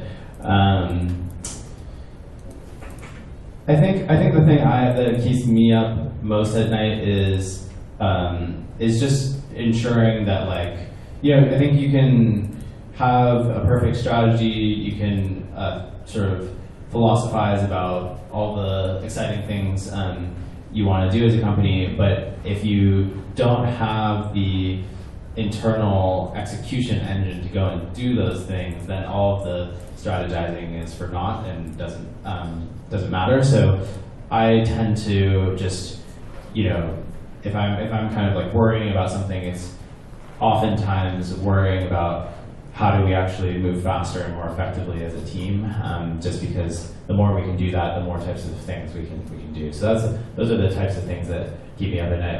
I'm more, I would say when it comes to like the future of NFTs and, you know, the evolution of the space and even things like competition, I'm more in the camp of we're just so early and you know, this technology is just so powerful and so exciting that I don't really have any fears about you know, NFTs not being a thing in the future or something like that.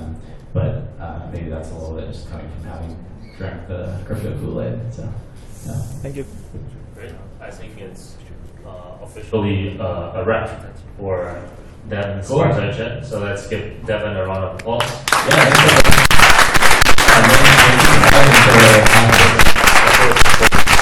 And then before we transition to the NFT Founders panel, we're going to take a group photo first. So, okay. Then we'll have maybe 6. So we go from here. Edgar, when you guys take group photo, how does it usually work? The main speaker is like sit in the front. Okay. Yeah. Maybe like everyone can sit on the stairs. Okay. Maybe Zach and James, can you? One last thing, Nelson. I wanted to give Nelson a shout out. he's one of our employees at OpenSea. So thanks for coming. Nice. Yeah, I saw you from the Luma event page. Okay. 那预期跟大家做动作，6个，然后再这样。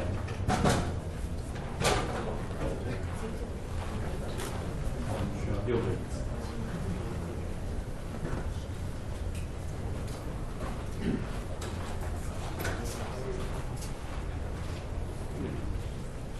还有那个 Devin， 还有 Joshua， for those speaker， 还有 James，where's James？ Here。好。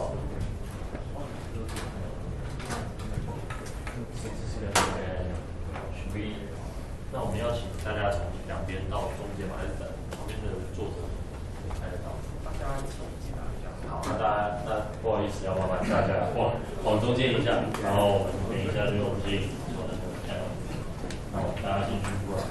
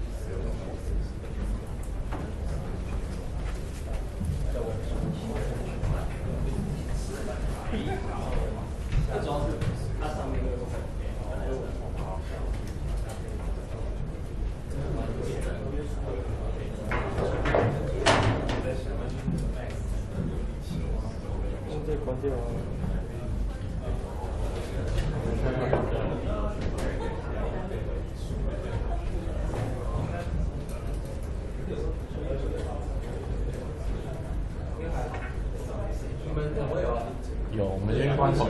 这个会讲。没有， gas, please get them down. Coming down.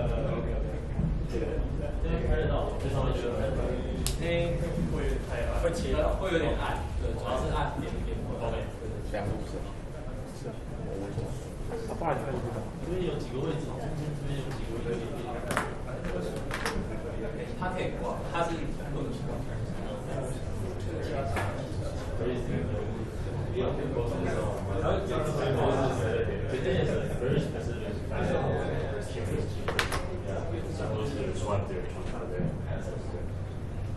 Later we have one video shot and one photo. The first one is video. What is the slogan for this one? Okay. You say open, we say see.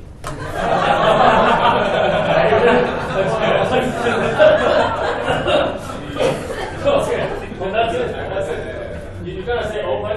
You're gonna use mic say open, and everyone say see. Are you ready, everyone? Okay. What should I start? Then we count 3. You guys say 3, 2, 1. Open. See. Open. See. Open. See.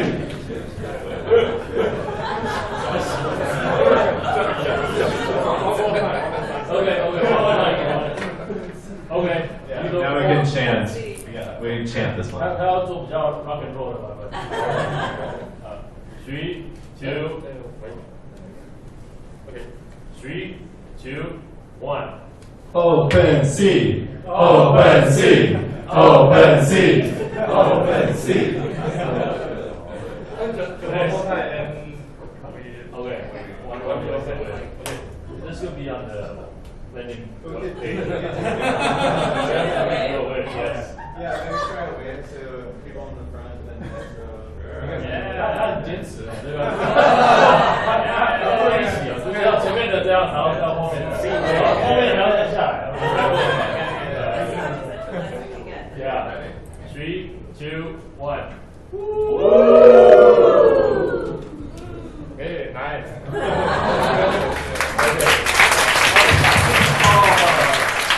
Everyone please just smile at look at my camera. Okay, and I will say, okay, 3, 2, 1, smile, smile, smile, and we want to say OpenSea again. Okay. Okay. Okay. 3, 2, 1. Open. See. Open. See. Once again. Picture. This is picture. This is picture. Okay. I think so. Okay. Okay.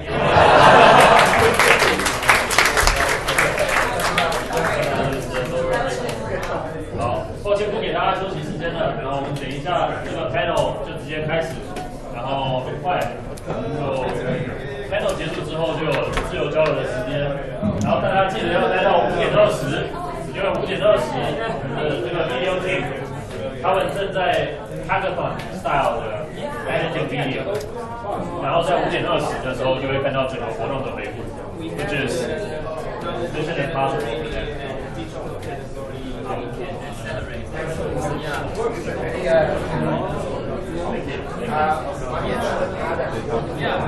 Oh, okay. Yeah, we can just list to Bali, Indonesia. Yeah.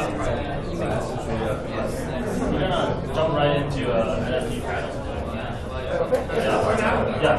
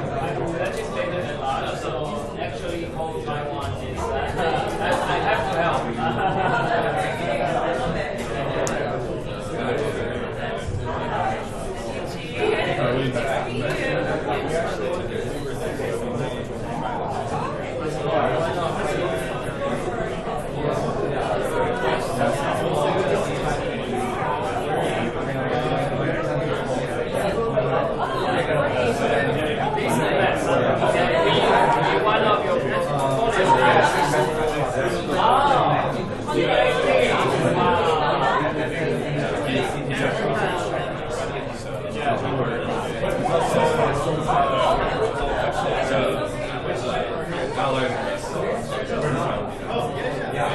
we want to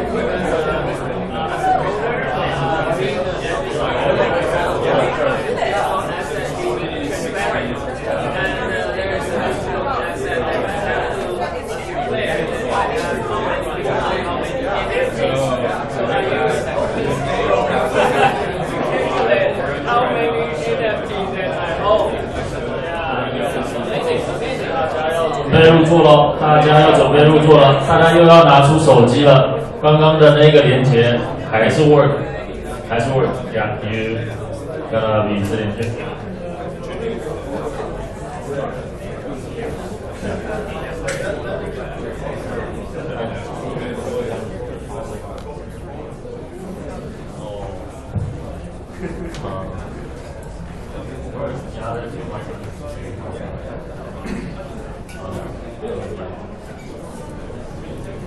呼叫另外2只麦克风 ，Where is the other microphone?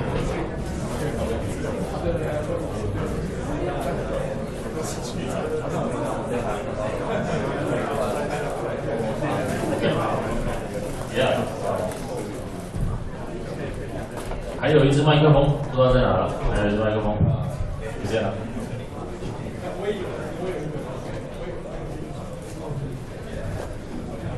好，如果都 OK 的话，那要请大家入座了。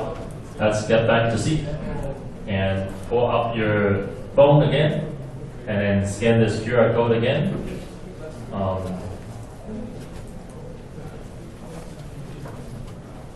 Okay, James, 切换了。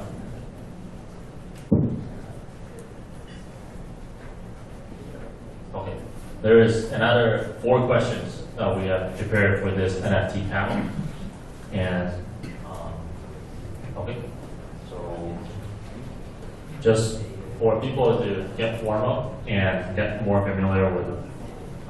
This is still a question for Devin. What is Devin's favorite board game? There is Catan Island, Monopoly, and the Game of Life. This one, I think everyone knows the answer.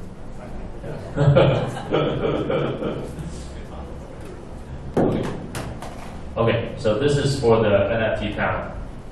Please describe NFT with an objective. to express your feeling and so on.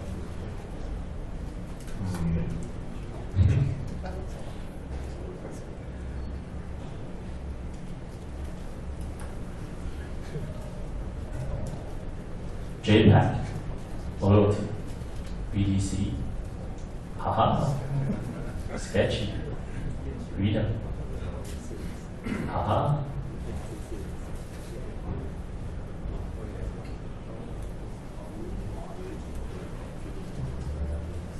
Okay, this is just a warm up. James, we can navigate to the first question. There are only 3 questions on this. And these are questions quiz about the 3 speakers. First one is, what is the name of the first ERC404 project Lootex have launched on Mental this year? Very hard one.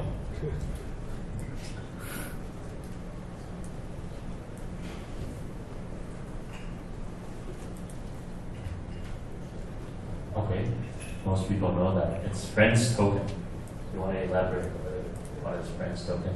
Yeah, it's the first 404 concept tokens that we issued. We actually just airdrop to every NFT holders on our marketplace. Yeah, nice. Okay, the second question.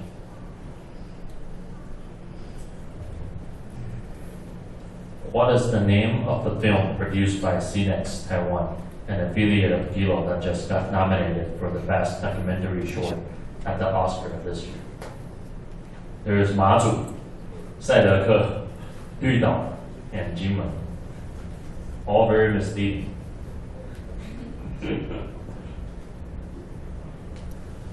Okay, the answer is Jinmen, English for island in between.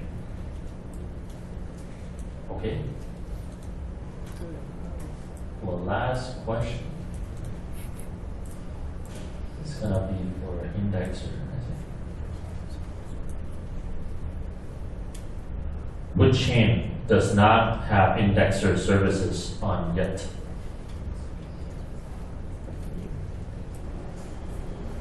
It is hard, I think. It's very misleading. There is Sui, Avalanche, Stacks, and Near. I bet most people don't know. Yeah, you see, most people vote for Stacks because they have not heard of Stacks, I think. The right answer is Alex, because Indexer is currently on Sui, Apto, Stacks, and Near. Yeah. Okay, Larry, we're gonna send a T-shirt to Larry again. We'll let Zach give you a T-shirt, or you can just grab whatever amount of T-shirt you want. Okay, thanks a lot. You have the privilege. And okay, we'll jump right into the NFT panel. First of all, thank you for speaking again this afternoon for this talk. The topic is about the next generation of innovative NFT, because today we have Lootex representing gaming NFT. We also have James from Giloo representing entertainment film NFT, and we also have Joshua, who just flew in from the United States just for this.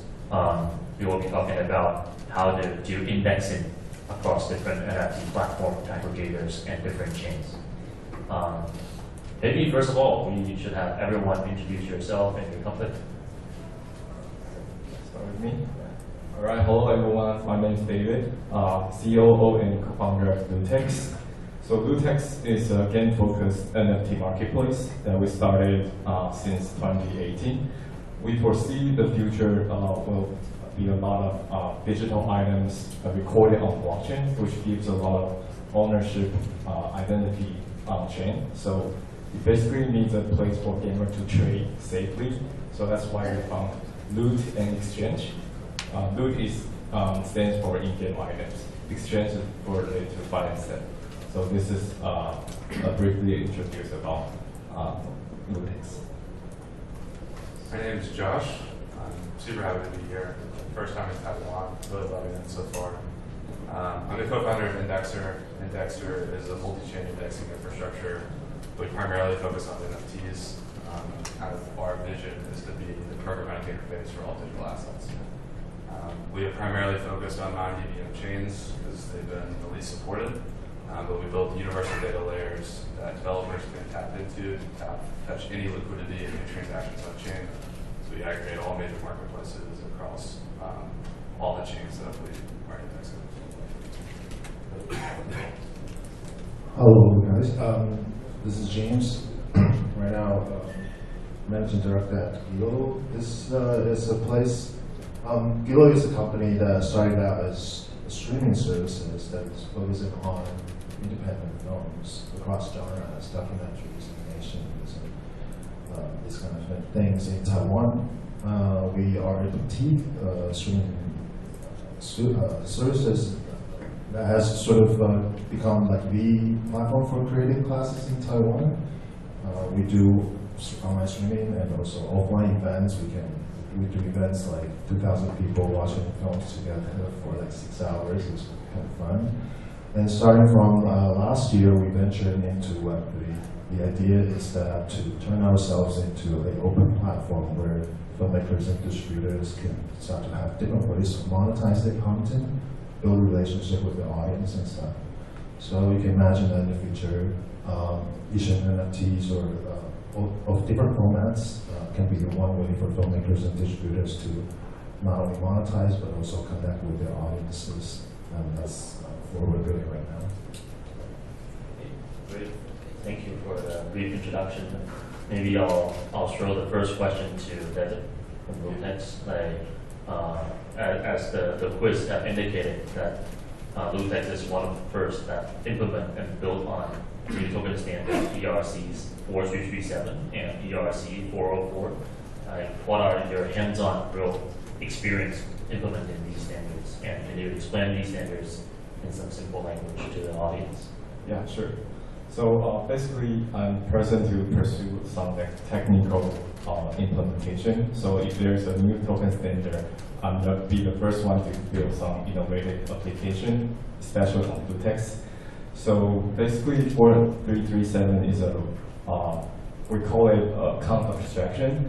So from a problem level to answer this question is that we can really build an app that with the same user experience with mobile apps or website, any website that we are familiar to. So because account abstraction redefine the wallet into 3 different sectors: the user, the signer, and the smart contract wallet. So it is more complex to build a website that redesign how user behavior on your website. So for account, if you go to lootex.io, you wanted to create an account, and you don't have a knowledge of installing crypto wallets. So now you only have to enter your email, and we will create your user account. And we will create a signer for you to control your smart contract wallet. So that is basically the idea that without any crypto knowledge, you can create an account on Lootex in 5 seconds. So basically, this is the first one that we achieved, a better user experience for onboarding. And the second part, I think the most powerful feature that's powered by 4337 is the gas fee payment. So now, after you register the account from Lootex, you can do a free mint without any gas. And the gas fee could be paid from us or any sponsorship on our platform. So that is the most different way than before. Yeah, so this is the second part. And I think the future will be when user visiting your website, it will be considered gas as a server cost. So they don't really have to pay in the very beginning of the user journey. So I think that's a breakthrough part. And the third part is when you're using a MetaMask in a dApp, and you always have to do a lot of popping up window to sign the transactions, and this makes the user experience harder to understand, especially when you don't even know the content that you sign for, because there's a lot of bytes and a lot of data fields that you don't understand. So I think the signless experience is also what 4337 can empower us to do. So in summary, we build a smart account for people to get on board on the Web3 in a more easier and accessible way.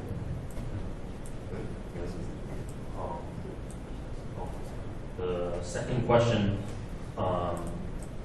actually, follow-on question will be for all three of you guys, is with so many emergence of new NFT token standards, which one is your favorite, and how it might be impactful to the whole NFT market? Maybe Joshua, James, and Sure. I mean, I think 404 is really interesting for a couple of reasons. I'm going to dive into a different token standard. 404 is really interesting to see how it plays out. I think that's something that probably every NFT marketplace where anybody is dealing with NFTs is really looking at, because if you look at the way like PFP projects are really trading, they're kind of trading as meme coins, and it allows you to get into a community basically the same amount of liquidity that you get into any other fungible token, so like on Texas. So it's injecting a ton of liquidity into the market. No NFT marketplace has gone all in on 404, but it's something we're definitely watching.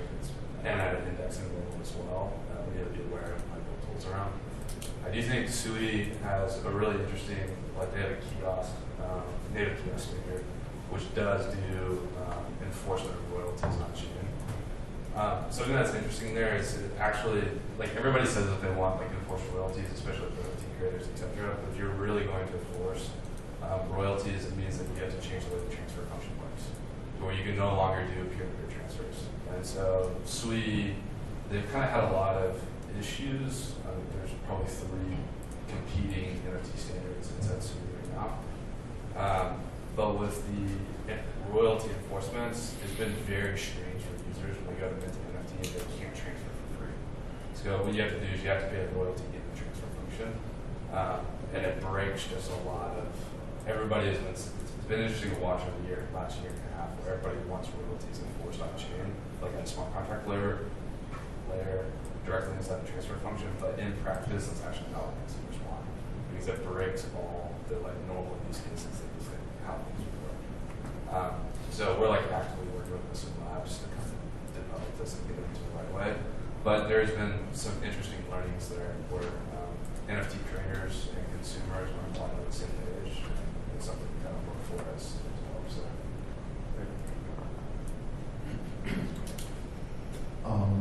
I think in the context of NFT, I've been following some development on the, in general, we'll probably call it dynamic NFT in the sense that either the metadata or the assets of itself can actually be changed and then updated, and also the way that represents these NFT can be more structured, so it's like better being searched or indexed, for example. And you can have like layers of NFTs, like NFT, including other NFTs, like sort of a tree hierarchy, for example. I was just talking to, I think, 2-3 days ago, there was actually a new startup called Patchwork. About 4 or 5 people out of like Coinbase. They just run a new ways of like doing this. You can actually have like structured NFTs, and they have a demo, and it's really amazing because in our case, for example, you can imagine that membership NFT can become very different. If you have like one membership card as an NFT, and below you have the structure of NFT, all these like reputations and achievements, badges, and all that. You can change, you can trade if you want, if it's tradable.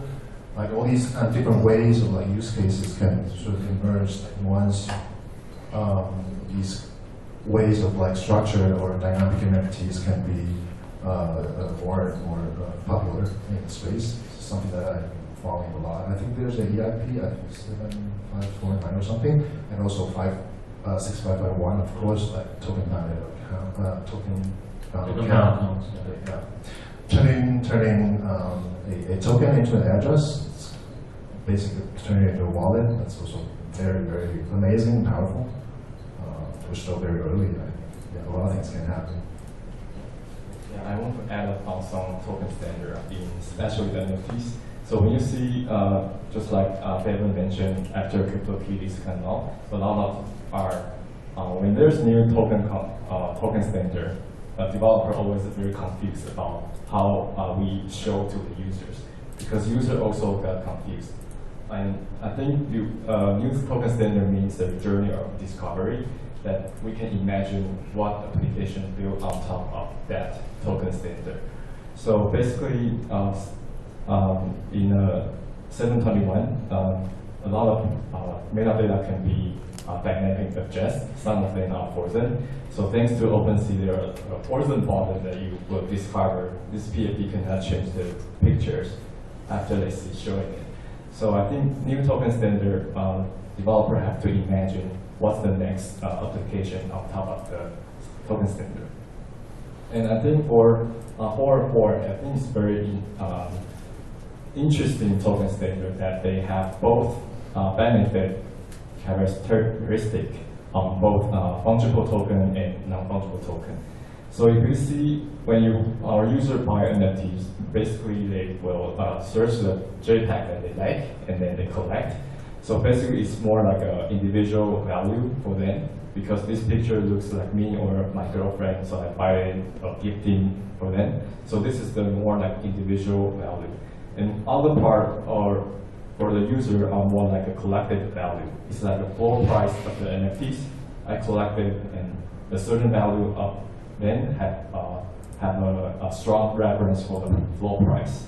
So 404, I think they have benefit for both, that you can swap the collected value of NFT that you own in the interface like a Uniswap. So that makes trading more faster than before.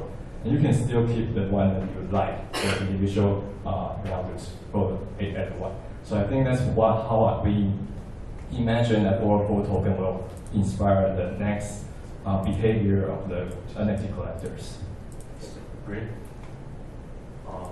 Maybe speaking about these innovative NFT use case for games or even band, you guys can share how NFT disrupt traditional filmmaking, production, distribution, and even fundraising. Wow, that's just covered the whole film industry. Starting from fundraising. Yeah, I mean, I think we've been witnessing some examples, but it's not. I would say the film and entertainment industry is, in a way, running just fine in the sense that films are being produced, and we watch films on streaming platforms and everything. But actually, if you dive deep down, there's a serious distribution problem in the film and entertainment business.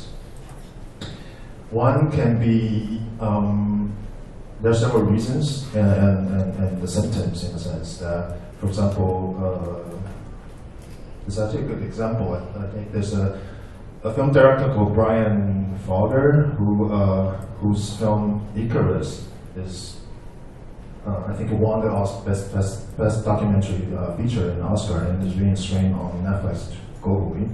So it's like a huge success, big check, everything works fine.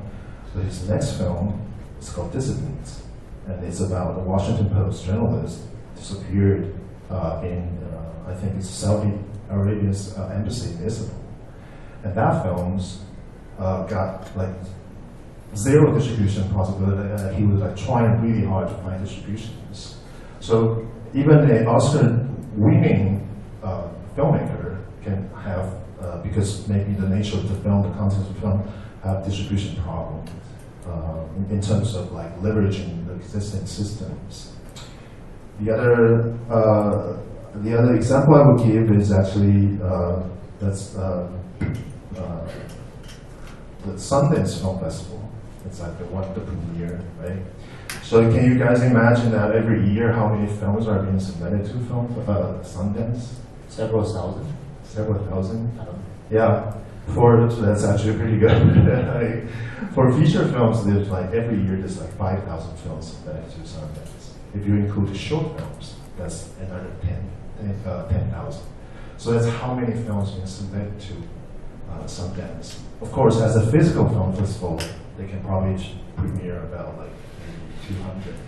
And out of the 200, there's probably like 3 to 5 will be picked up by Netflix and Amazon. So there's like a very like huge disparity of like the production side of things and the consumption side of things. And I think that's something that we have to address if we believe that the stories, more stories being seen is important to society. And I think that's why that's how NFTs can play an important role in the sense that it's about organizing communities of same interest. It's about monetize. It's about giving values from the filmmakers, from the creators. They have so many assets. They have so many. In order to produce a film, you have to prepare a lot of things. And even if the final films, right now the only way you can monetize it is through viewership. But the price of viewing one film is pretty much already set by the world. So I think NFTs, or like the idea of local communities gather together through like organizing either fundraise a film or like advocating the film of distribution, and also filmmakers and producers can use different ways of issuing NFTs to give values to people who like their work. I think all these things is possible with the technology of NFT in the film industry. Yeah, that's in a nutshell. That's how I would put it. Does Ben want to any comments? Or was just looking at it? Okay. So, like, next question is for Joshua. I bet many people out there will be interested in asking, why did Indexer choose non-EVM chains to start from? And how does Indexer acquire the largest market share on Australian Aptos? Yes, I'll break that into two different parts. Indexer, so we started out on Stacks, which most people probably haven't heard of. They're hearing about it now. It's the L2 for Bitcoin. My co-founder and I, we built kind of the NFT standards on that chain. We did the first launch pads, first marketplace, first aggregated marketplace, etc., which is where we came into the Indexer problem. And so inside the Stacks chain, we basically went from like 3% market share to over 70% market share in like 3.5 months. And we had like really great competitors. Stacks is like this weird community of like PhDs basically. And we're like, okay, why are we like gaining so much market share for everybody else? Why are we shipping faster than everybody else? And what we realized was at the time, this is like early seasons of NFTs. Basically, before aggregators, people were building like one-to-one mappings of their smart contract of their marketplace. And so if you think about that, if you think of like a very simple NFT marketplace, let's just say it's listings, and you want to be able to buy a listing. You're going to build like a one-to-one. You need to build a database layer to read the state of your smart contract. And what was happening, because people were building one-to-one mappings, if they wanted to add a new feature, like they wanted to do collection offers, you wanted to do bids, you were having to add a new data model into your infrastructure. And a lot of times you may break your infrastructure, which would then break your front end, and it was just really bad back to the developer technical debt, essentially. It was really hard to just ship features. And then if you want to integrate a third-party marketplace, they have very different functions that represent the state very, very differently. Like, how do you then aggregate these different marketplaces? And what we had built internally was this abstracted, basically universal data layer, where because we were abstracted and it was universal, if someone launched a new marketplace and a competitor came up, we could integrate them in 2 hours and have a full run. So we were just gaining market share, we were shipping faster than everybody else, and we were bootstrapped at the time. And that's when I went to my co-founder. We were bootstrapped, and it was just like, hey, I think this indexing layer is where all the value's at, and we can build like a venture company. We're from the Midwest, so we like to do the harder thing.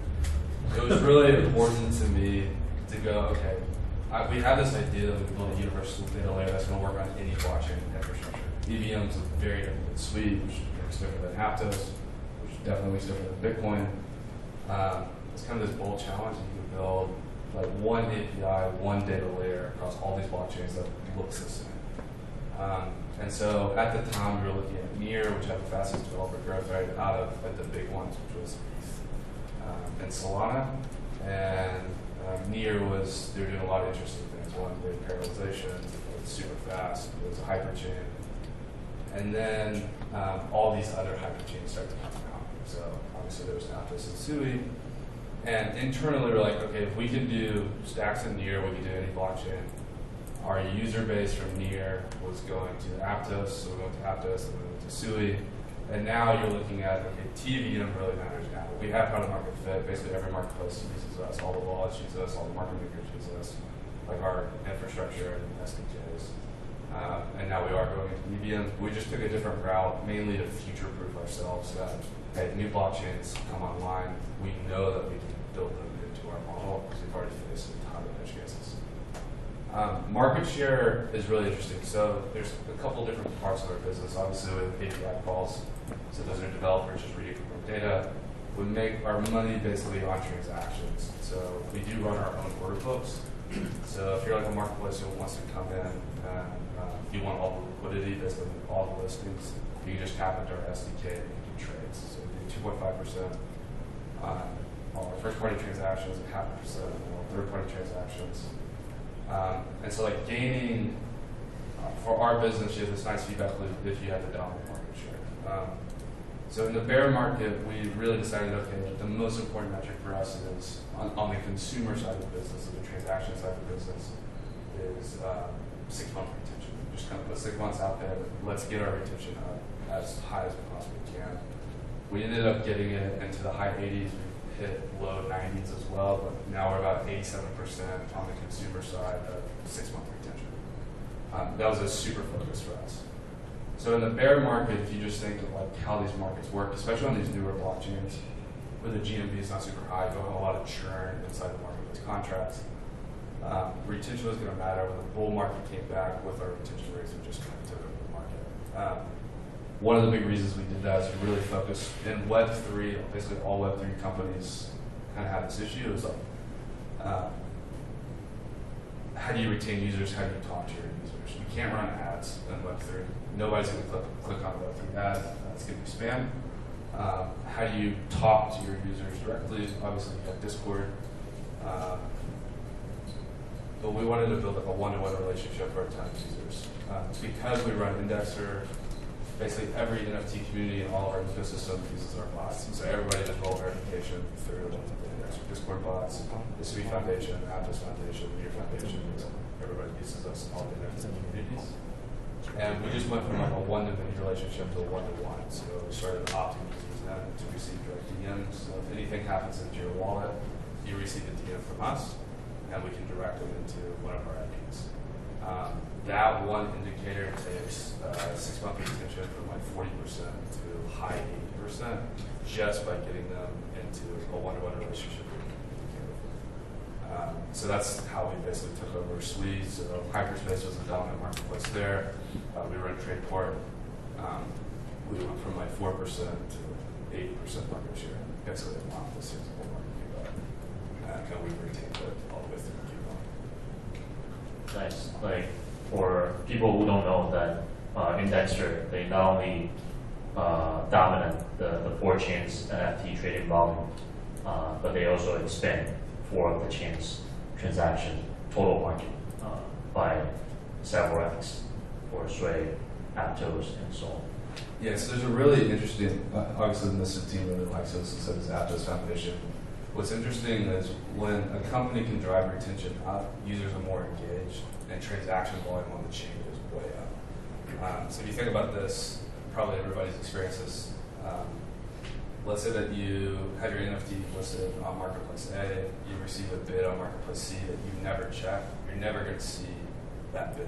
You're never going to see that collection offer. And what we did is we boosted retention because it's like Marketplace C, someone puts a bid on your item, we message you, you can go and you can set that bid and you get a bid. And so users are just way more engaged, where they're signing a lot more transactions so that they can see what's going on into the entire market. That drives retention, and then the users who are already signing transactions start signing more transactions. And so it's been really good for all the ecosystems that we've been part of. Yeah. Speaking about fee and revenues, like I would also like to throw this question to Lootex and Giloo, like how you develop your business model and capture that. Yeah, I will try to do some innovative way to have more sustainable income. So for our platform fee, to be honest, we do slightly higher than our NFT marketplace. So because that in that way, the user really are extracted by our core feature or the content, but not the platform fee that they can trade any other else. So this is on purpose. And so the question for us is, what is the next business model? I think we can develop a more Web2 way to monetize, because as a marketplace, we have to pay a marketplace indexer, API fees, a lot of cost. So how can we earn money from acquiring more users? So basically, the one thing that we have to talk with acquiring new user, and when you pay gas fee for them, this is all the acquisition cost for other Web2 companies. It's the same concept. So you can imagine there's a way like powered by a smart account that if they watch an ad, and your gas fee could be sponsored by someone else. So this dynamic will be acquiring more new users onto a platform and could cause more transactions on our platform. Yes. Yeah, right now we are a subscription-based streaming services. So basically, the business model itself is a subscription-based model from our membership fees from our membership. And so I was talking about we're expanding our platform into an open platform where filmmakers and distributors can start to upload their contents and then monetize different ways. In that case, then our business model will be almost like a transaction fee based. So whenever there's a transaction, Giloo take a cut, and then build on top of that will be on the content owner or filmmaker side, there will be like a SaaS kind of tool-based kind of business model that freemium model starting from a free tier and then go using different tiers or like amount of the richness of the features that you have to pay. So that's business model-wise, that will be the two basic items on our list. And go from that, we're thinking about other different ways, because it's interesting that Josh mentioned that in the Web3 world, like the idea of ad is very, but how do we think about that in the Web3 world, right? I think one way to think about it is actually where NFT can play a very interesting role, in the sense that when the users collect something, it's actually, how do you understand this? It's actually showing an intention that to build a sort of like a communication link to maybe the people or like organizations issuing an NFT. So in the future, maybe I'm just imagining that in the future the ad model will be very different, in the sense that when you use NFT as storytelling your brand or storytelling your services, the users will actually make that, collect that. Because of the layer 2 and everything, the gas will really low. So it's like just showing an intention that I'm interested in learning more by minting or by collecting. And so along the way, the users start to get sort of in a way build who I am or what I'm interested in. And they also give legitimate position for the services or products to reach me, saying that, okay, I'm interested in your products. Maybe I'm willing to like get DMs or like even further discounts from these products and services. So maybe in the future with the NFT and everything, the whole idea of advertisement will change. And in that, for this kind of thing, in our case, maybe it will be something also different in the future, like the ad model. In Giloo case will be also different. Like imagining through along the way, like a user on our platforms collecting tickets for movies or like buying collectibles from filmmakers, and then it becomes, over time, it becomes like a layer of data that future films or new projects who wants to find fundings or like sell tickets, there's actually a way to access us, because I specifically express my interest in this particular kind of genre in films by minting, by collecting. So yeah, so that in terms of business model, maybe in the future that will be also something that we're exploring. Yeah. I think pretty much like finished the questions that I've prepared, but I'd love to open up the floor for the audience to see if there's any question. Any question?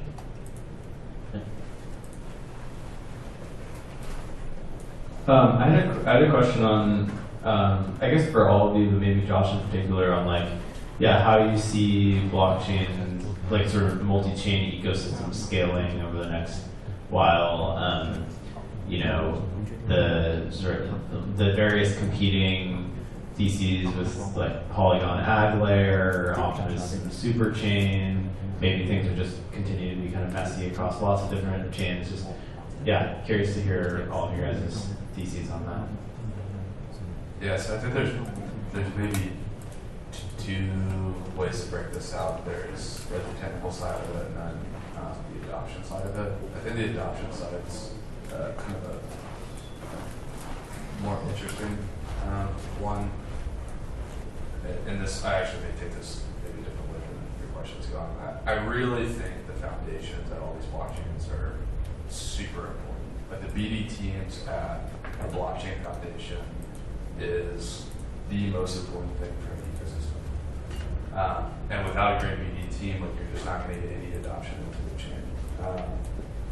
So obviously, like you got the big push, Bitcoin, which is legacy. I was also very surprised by Oracles. I did not understand the power of the Bitcoin community, or it also doesn't make sense to me because it's all off-chain and there's like it just seems different than Bitcoin ethos. You have EVM, which is amazing because if you build on ETH, you can easily adopt any of the EVM chains. So like Base is in a great position, and then Base has Coinbase, so they're looking to BDT. The way I kind of see like the multi-chain ecosystems, I think driving transaction fees down is incredibly important. If we're going to have, like, especially in the NFT world, the next phase of adoption, if we're doing games, assuming those actually come online, transaction fees have to be basically zero. Today you have Solana, I guess you have Base now, which got things very, very cheap. There are some EVM-L2s, but I do think like the new ecosystems, the guys coming out of Facebook or Meta, they've done some really interesting things. That's why we placed a bet on Aptos and Sui. They have great Sui, in particular, has a great BD team. They don't have great NFT standards, but it's unbelievably cheap to transact there. So I think these things are going to compete in this cycle. I think EVM is going to be strongly dominant, and then it is so lucrative for people to launch new blockchains. I think there's always going to be new blockchains. And then I think adoption is going to leapfrog to different ones based on how good the business development team is for basically tackling a very specific niche and getting adoption there. So if you look at like Sui, they're kind of all in on gaming, and it's kind of, if they get gaming adoption, then all of the games there, there's a flywheel. And then as you choose an NFT market, NFTs can represent any asset. So I think every blockchain is up for grabs on can they capture market share in a specific asset class as we start to see things outside of just PNG pictures and JPEGs and NFTs as we see it today. So I think the field's still wide open. We're very in the early beginning as a founder, kind of choosing which ecosystems to go to, and then maybe even as a consumer investor, looking at what ecosystems we want to go into or you want to put money into. It's like inside baseball, let's look at the BD team, like how good are they at attracting founders and connecting founders, like building strong nodes and networks. And then every new asset class is going to be up to grabs for any chain to capture market share there. It was a long-winded answer, sorry guys. So my viewpoint as a founder, when I choose a new blockchain to support, I'll look at what are the blockchains that OpenSea did not support yet. That's because there must be some users that wanting to have this kind of marketplace but don't really have a marketplace to trade. So this is the first that I will consider. And the second one is because I think layer 2 is very important to roll up to layer 1, the security as the same level as the Ethereum as. So I think most of the marketplace you need to support Ethereum is a very basic one. And if you want to acquire new users that they really don't know what blockchain to choose, layer 2 might be my best solution. That's why working on a point system also is important for the onboarding new users. You can pay the gas fee from layer 2, which not in the format that they're familiar. It might be like is Arbitrum, that is a very hard concept for user to understand. Yeah, I think it's interesting to see like this multi-chain space from a user's point of view, in the sense that we realized that, and we found that actually different chains starting to sort of position themselves differently in terms of like what kind of communities they are supporting. For example, even it's just EVML2, like Arbitrum community is very different from Optimism, right? And Base also is like if you're a creator or like artist, probably you're more inclined to know more about like OP, what's that? Oh, yeah. Versus like when people talk about like Arbitrum, maybe that's like, oh, it's like the layer 2 DeFi people, for example, and the Base is another like, oh, we're onboarding another revealing people, like sort of like normie kind of thing. Even reflected on the meme coin side of things, like different meme coins on different chains. So to me, it's more like start to see like different like over polygons, like very gaming kind of for public impressions. So it's interesting to see how this evolved and different chains, because of different community, different use cases. There might be different specifics that try to support different use cases in different communities. For people to understand better about what Joshua's vision is, like maybe you can do a live demo. Yeah, so POseidon asked me to kind of do a demo of Indexer, so we'll get into kind of the data layer that's like running everything for these marketplaces. I'm going to give just a high-level overview. I'm assuming everybody is kind of familiar with what an NFT marketplace looks like, and kind of highlight transact on chain. It's a pretty deep Web3 community. One thing I just want to point out, this isn't as novel now. Obviously, OpenSea Pro has done some amazing jobs on this. Magic Eden started to get some of their UI interfaces in order. But everything on the side everything is running off the same data layer. So here, like we have Aptos, Near, Stacks, and Sui, which are very different blockchains. None of them are EVM. None of them have the same architecture, and they're all living inside the same UI component. This used to be very hard to do. I'm just going to go to the interface real quick, and then I'll show you the code that's running this. But like, for instance, we're just going to drop into Aptos Monkeys, typical like Blur style user interface. But what we've done on the side to make it really easy for all these developers is you can go into any component, you can hit code, and you can see the GraphQL query that's running this like exact component. And there's nothing custom here. So like this component is running directly off the Indexer API that any of you guys, if you go on site, you can get an API key and power anything you want. Before I get into that though, just kind of showing off some features. When we go into this owner, obviously we can see all their assets, we can see all their activity. We also have like all their profit and loss. So every transaction on chain we peg to the fiat price at a point in time, which allows you to do, for traders out there, like these nice P&L statements across any trade, and this is across all marketplaces inside Aptos. So if you buy it on Topaz, you sell it on Mercado, but you still get your P&L. And then you could do asset value over time. There's a lot of interesting things you can do on asset value. We just peg it to the floor price, but if we go back 7 days ago, this is asset value of that user, whatever was in their wallet, at the price of Aptos on that day. And if you want to see how we do that, you can just hit the GraphQL query for that. So if we just go back to the marketplace, just kind of show this off. Obviously, we're looking at Aptos Monkeys. We can open and run this in Explorer. Make sure we pull this out. And then we can just hit play, and we can get all the data that was running that user interface. So the way we built this, so if we just break this down, like we have Aptos, Near, Stacks, and Sui. It's gonna be hard to type here, but I'll try to do this. Let's just say we want to get the limit. We'll keep it easy. Last 10 actions. We can get a bunch of different data. So actions. We're probably going to change the names in our next version that's coming out of ETH.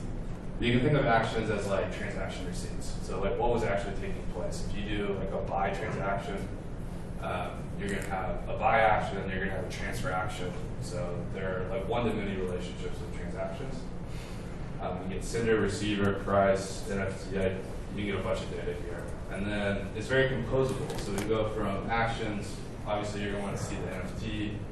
So we can get the owner, and the metadata, the attributes. Let me just, we're just going to do owner and name. Oh. I probably need my API keys here, so we don't get rate limited. But it's similar to the data earlier. So you can select whatever data that you need,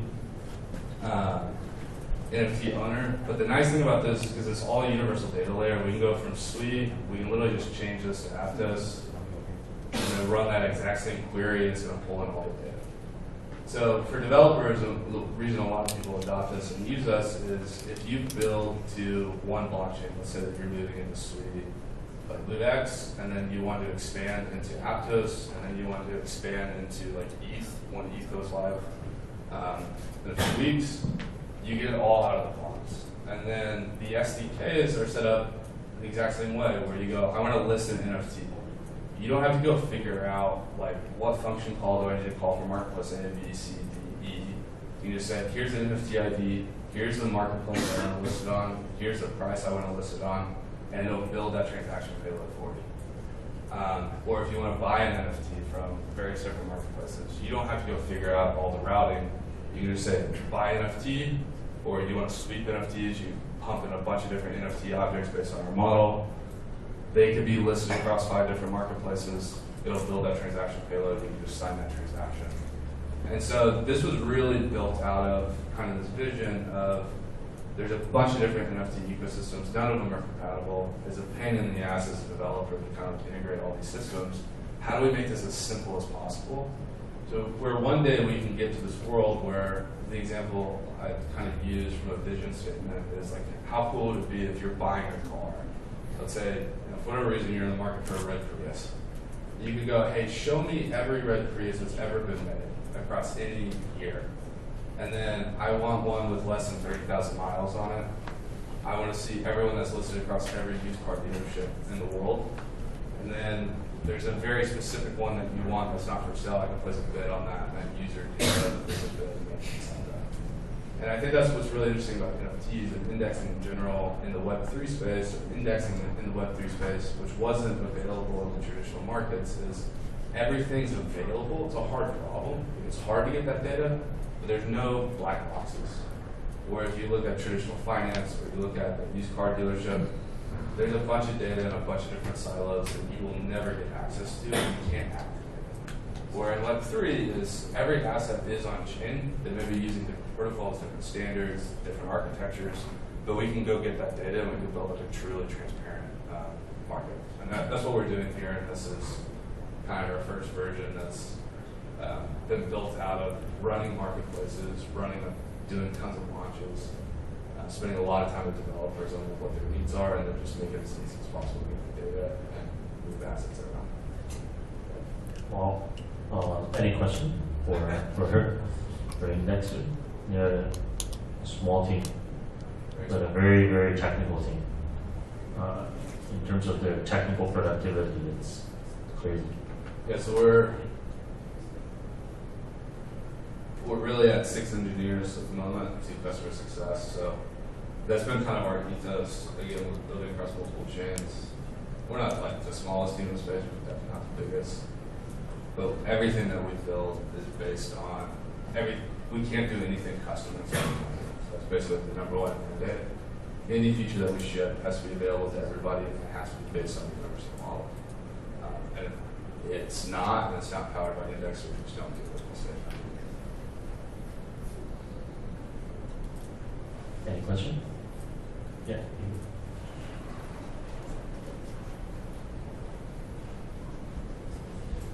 Hello, this is Tiffany from Common Ventures. I'm actually very impressed that you have spent a lot of effort in the Move ecosystem. So do we, because we are one of the biggest investors in the Sui ecosystem. We've invested into Cetus, now being Scallop, accounting for like 70% of TVO on Sui. And I know that the NFT ecosystem of Sui and Apples is quite early, and there are still other Move ecosystem L1s or L2s coming out, including like Initia, including like Movement Labs. So I would like to ask you about what are your perspectives on the Move ecosystem, NFT ecosystem on Move, because obviously Sui supports dynamic NFTs, right? Well, Aptos has other plans. They are focusing more on like RWAs, and while Initia is still very early figuring out their ways. So I would like to learn more on your points. Yeah, it's a great question. I mean, NFTs, like we think of NFTs in general like across most chains. Like PFP, NFTs dominate.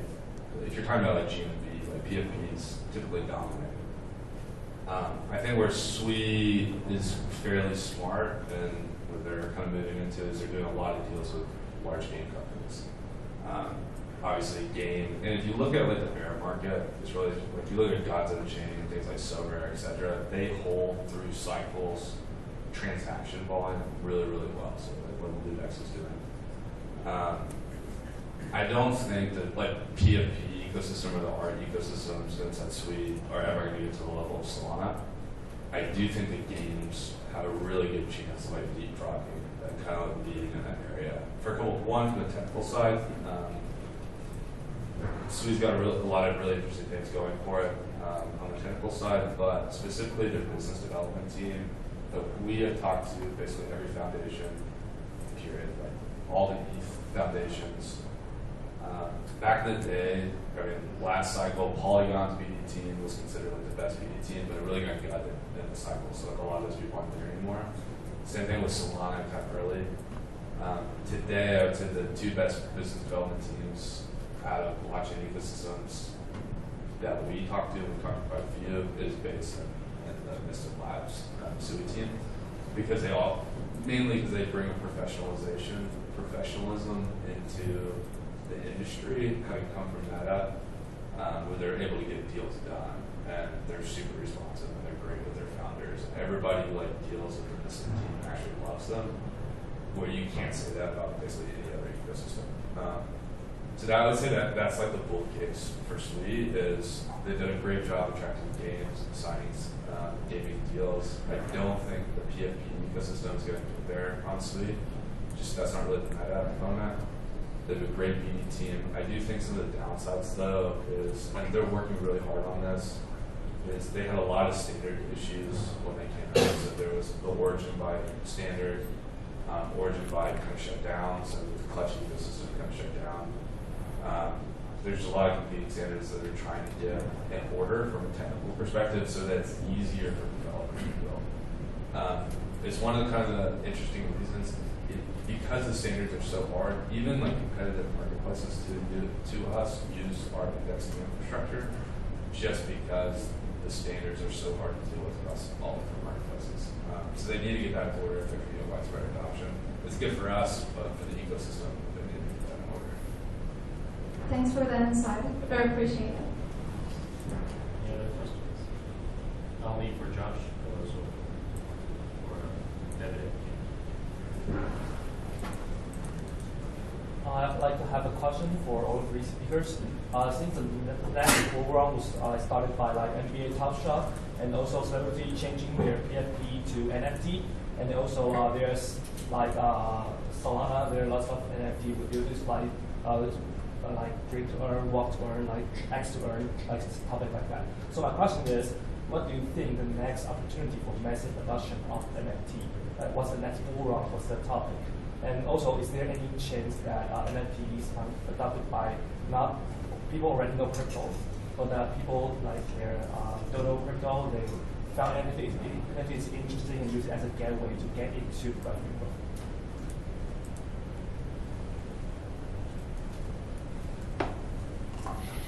Okay, I guess I'll answer first. So I think the next goal for NFT in really short term, I think meme coin, sort of meme coin or mini games would do.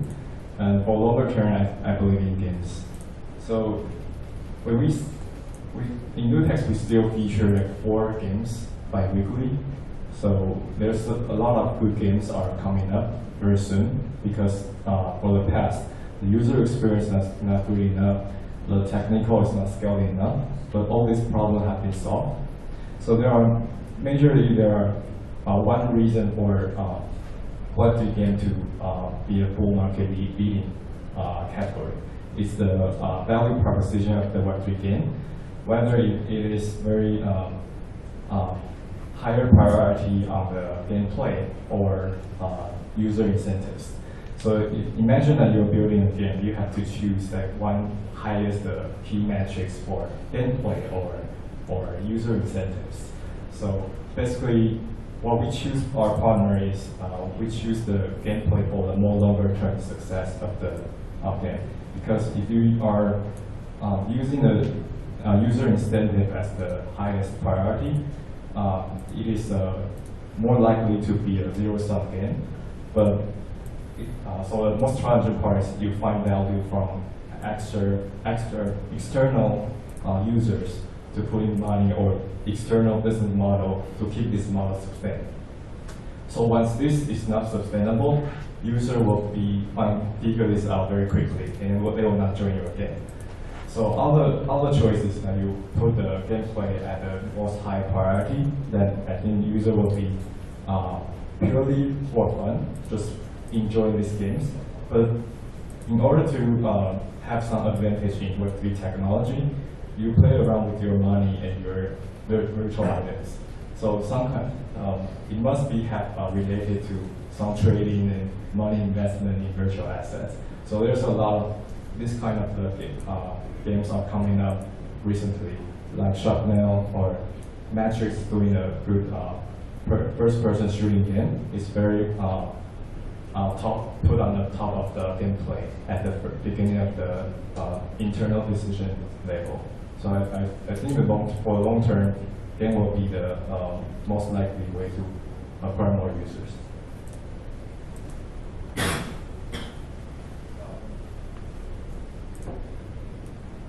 I think when we say bull run for NFTs, it's probably very related to the idea that you can trade and there's like the financial upside of like speculating side of things. But I think if we're talking about mass adoption, like we're talking about billions of people, I just don't see that if we build a whole industry for 1 billion people all trading like for the upside of NFT. I don't know how that works. But I think the values can provide, the NFTs can bring up. There's definitely a lot of things that we can bring to users. And I think one way we've been looking at is the whole idea of over time, how do you, by minting or by collecting NFTs, you build the identity of who you are. And that's actually, if we can do that, and also with a lot of different use cases to strengthen the idea of ownership. The idea that, okay, this is something really like mine. And right now, this ownership is manifesting in the fact that I can trade. I can actually list and I can trade. But there are definitely like more ways of like to manifest that ownership of owning a token, owning things. For example, like how do we express it? How do I express the owning the specific tokens? What kind of other interesting experiences or values I can get, maybe provided by different part of the world, totally different services. That because I own this thing, so I can get to play or get to get values from different places. Like these kind of ownership, how do we as an industry can work together to provide that? I think it's very crucial and a major challenge when we're talking about adoption of NFT for the next billion people. Like we're all talking about rewrite own, like ownership, and right now this ownership thing is like very limited and it's very difficult to understand for people. Like, what do you mean? Like, well, I own this thing, right? Like this ownership is just not because it's token, it's on the blockchain. It's actually because you can actually, you can actually, I think what it means to actually own a token has to be, it's a making, right? It's a process. It's the fact that you can use it. Right? And these are the things that I think we as an industry should build on. For example, like Lootex and this. Next. Any other questions?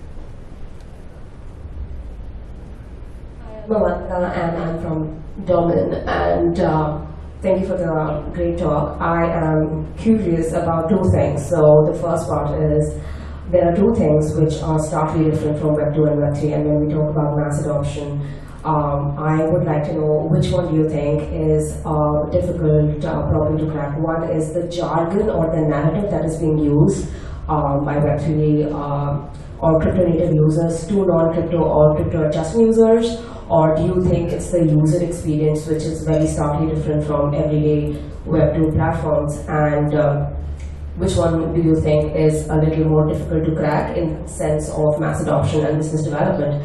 And how do you think that as a Web3 native user, you can crack that gap with crypto adjacent or even non-crypto users? Thank you.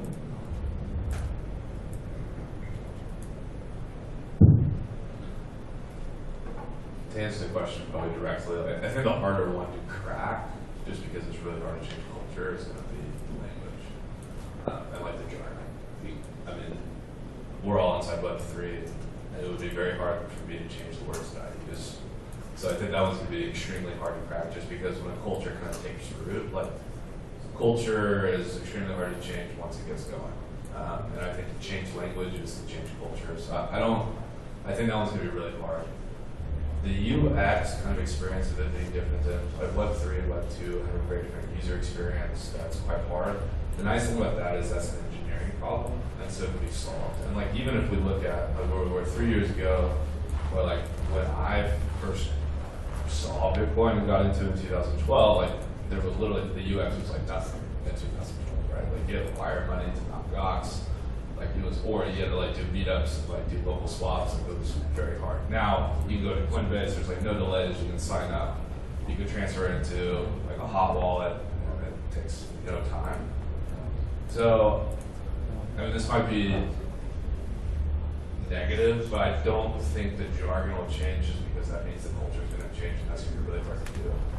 I do think we can get UX to the point where it can be very seamless for users, and I think we will get there because it's an engineering problem. And like we've already made leaps and bounds improvements, and I think we'll continue to see that for a few years to come. Yeah, I think I do see issues of some, if you fine-tuning some wording to the user experience might be 10 times better. So for example, there's a lot of more front-facing apps like Broadcaster. You don't even notice the blockchain exists, and sometimes they will market the gas fee into a blockchain network fee that you more easier to understand with the internet knowledge. So basically, when you look back into the more early age that people are hard to understand when internet new comes out, there's a lot of words are new too. Like browsing, Google is a new word, so maybe one of our company will be the next word or indicate for NFT trading. So I think that will be two part of the way to solve it. One is educational to a massive adoption user by media exposure and educational sessions and something like that, so they can discover, on-chain is the new online. That is a very good marketing world to understand. You can transfer value from not from a centralized website, and your digital assets are cross-platform. And I think the idea of this are still very interesting for new users to learn. Yes, and I think the second part is the technical part. Like the account abstraction really teaches users to like get on board on a more easier way that they can understand. So we try not to say that smart contract account. We say smart account.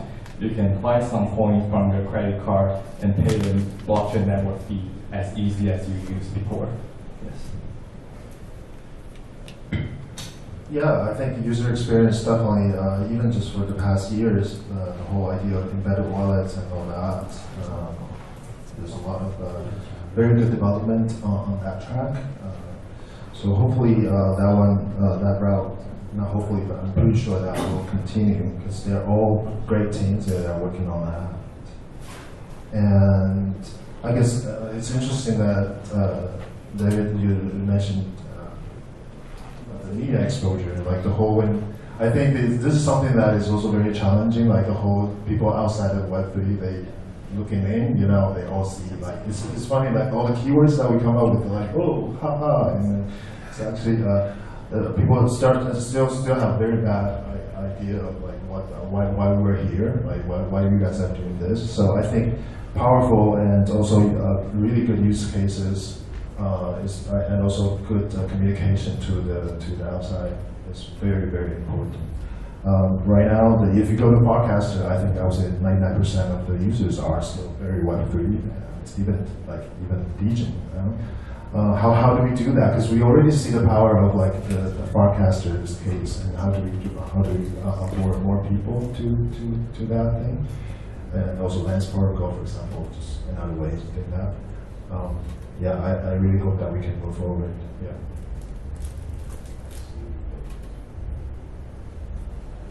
That's a wrap for the NFT panel.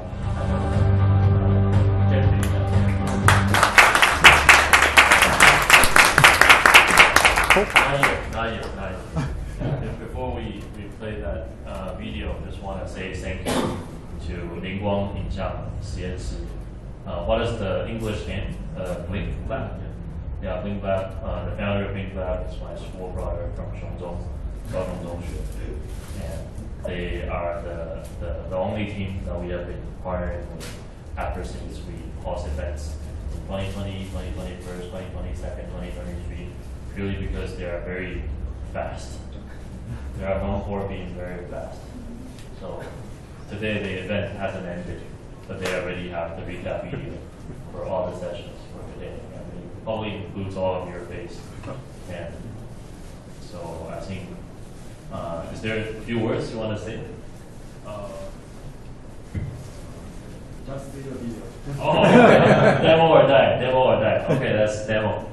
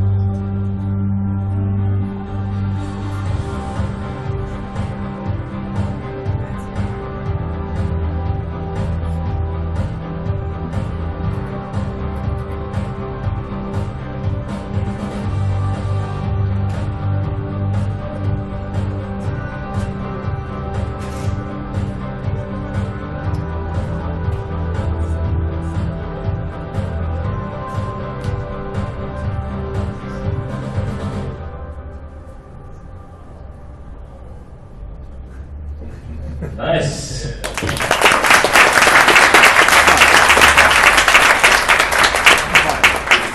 Really, thanks again for Blink Lab, and thanks again Zach, James, and all the staff who have been making this event very smooth.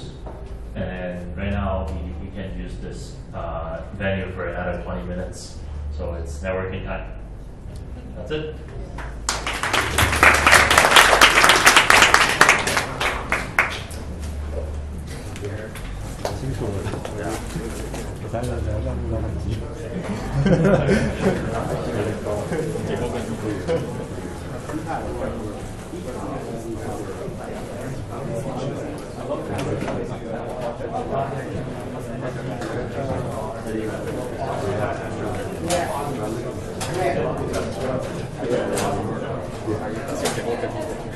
我1个小时就出。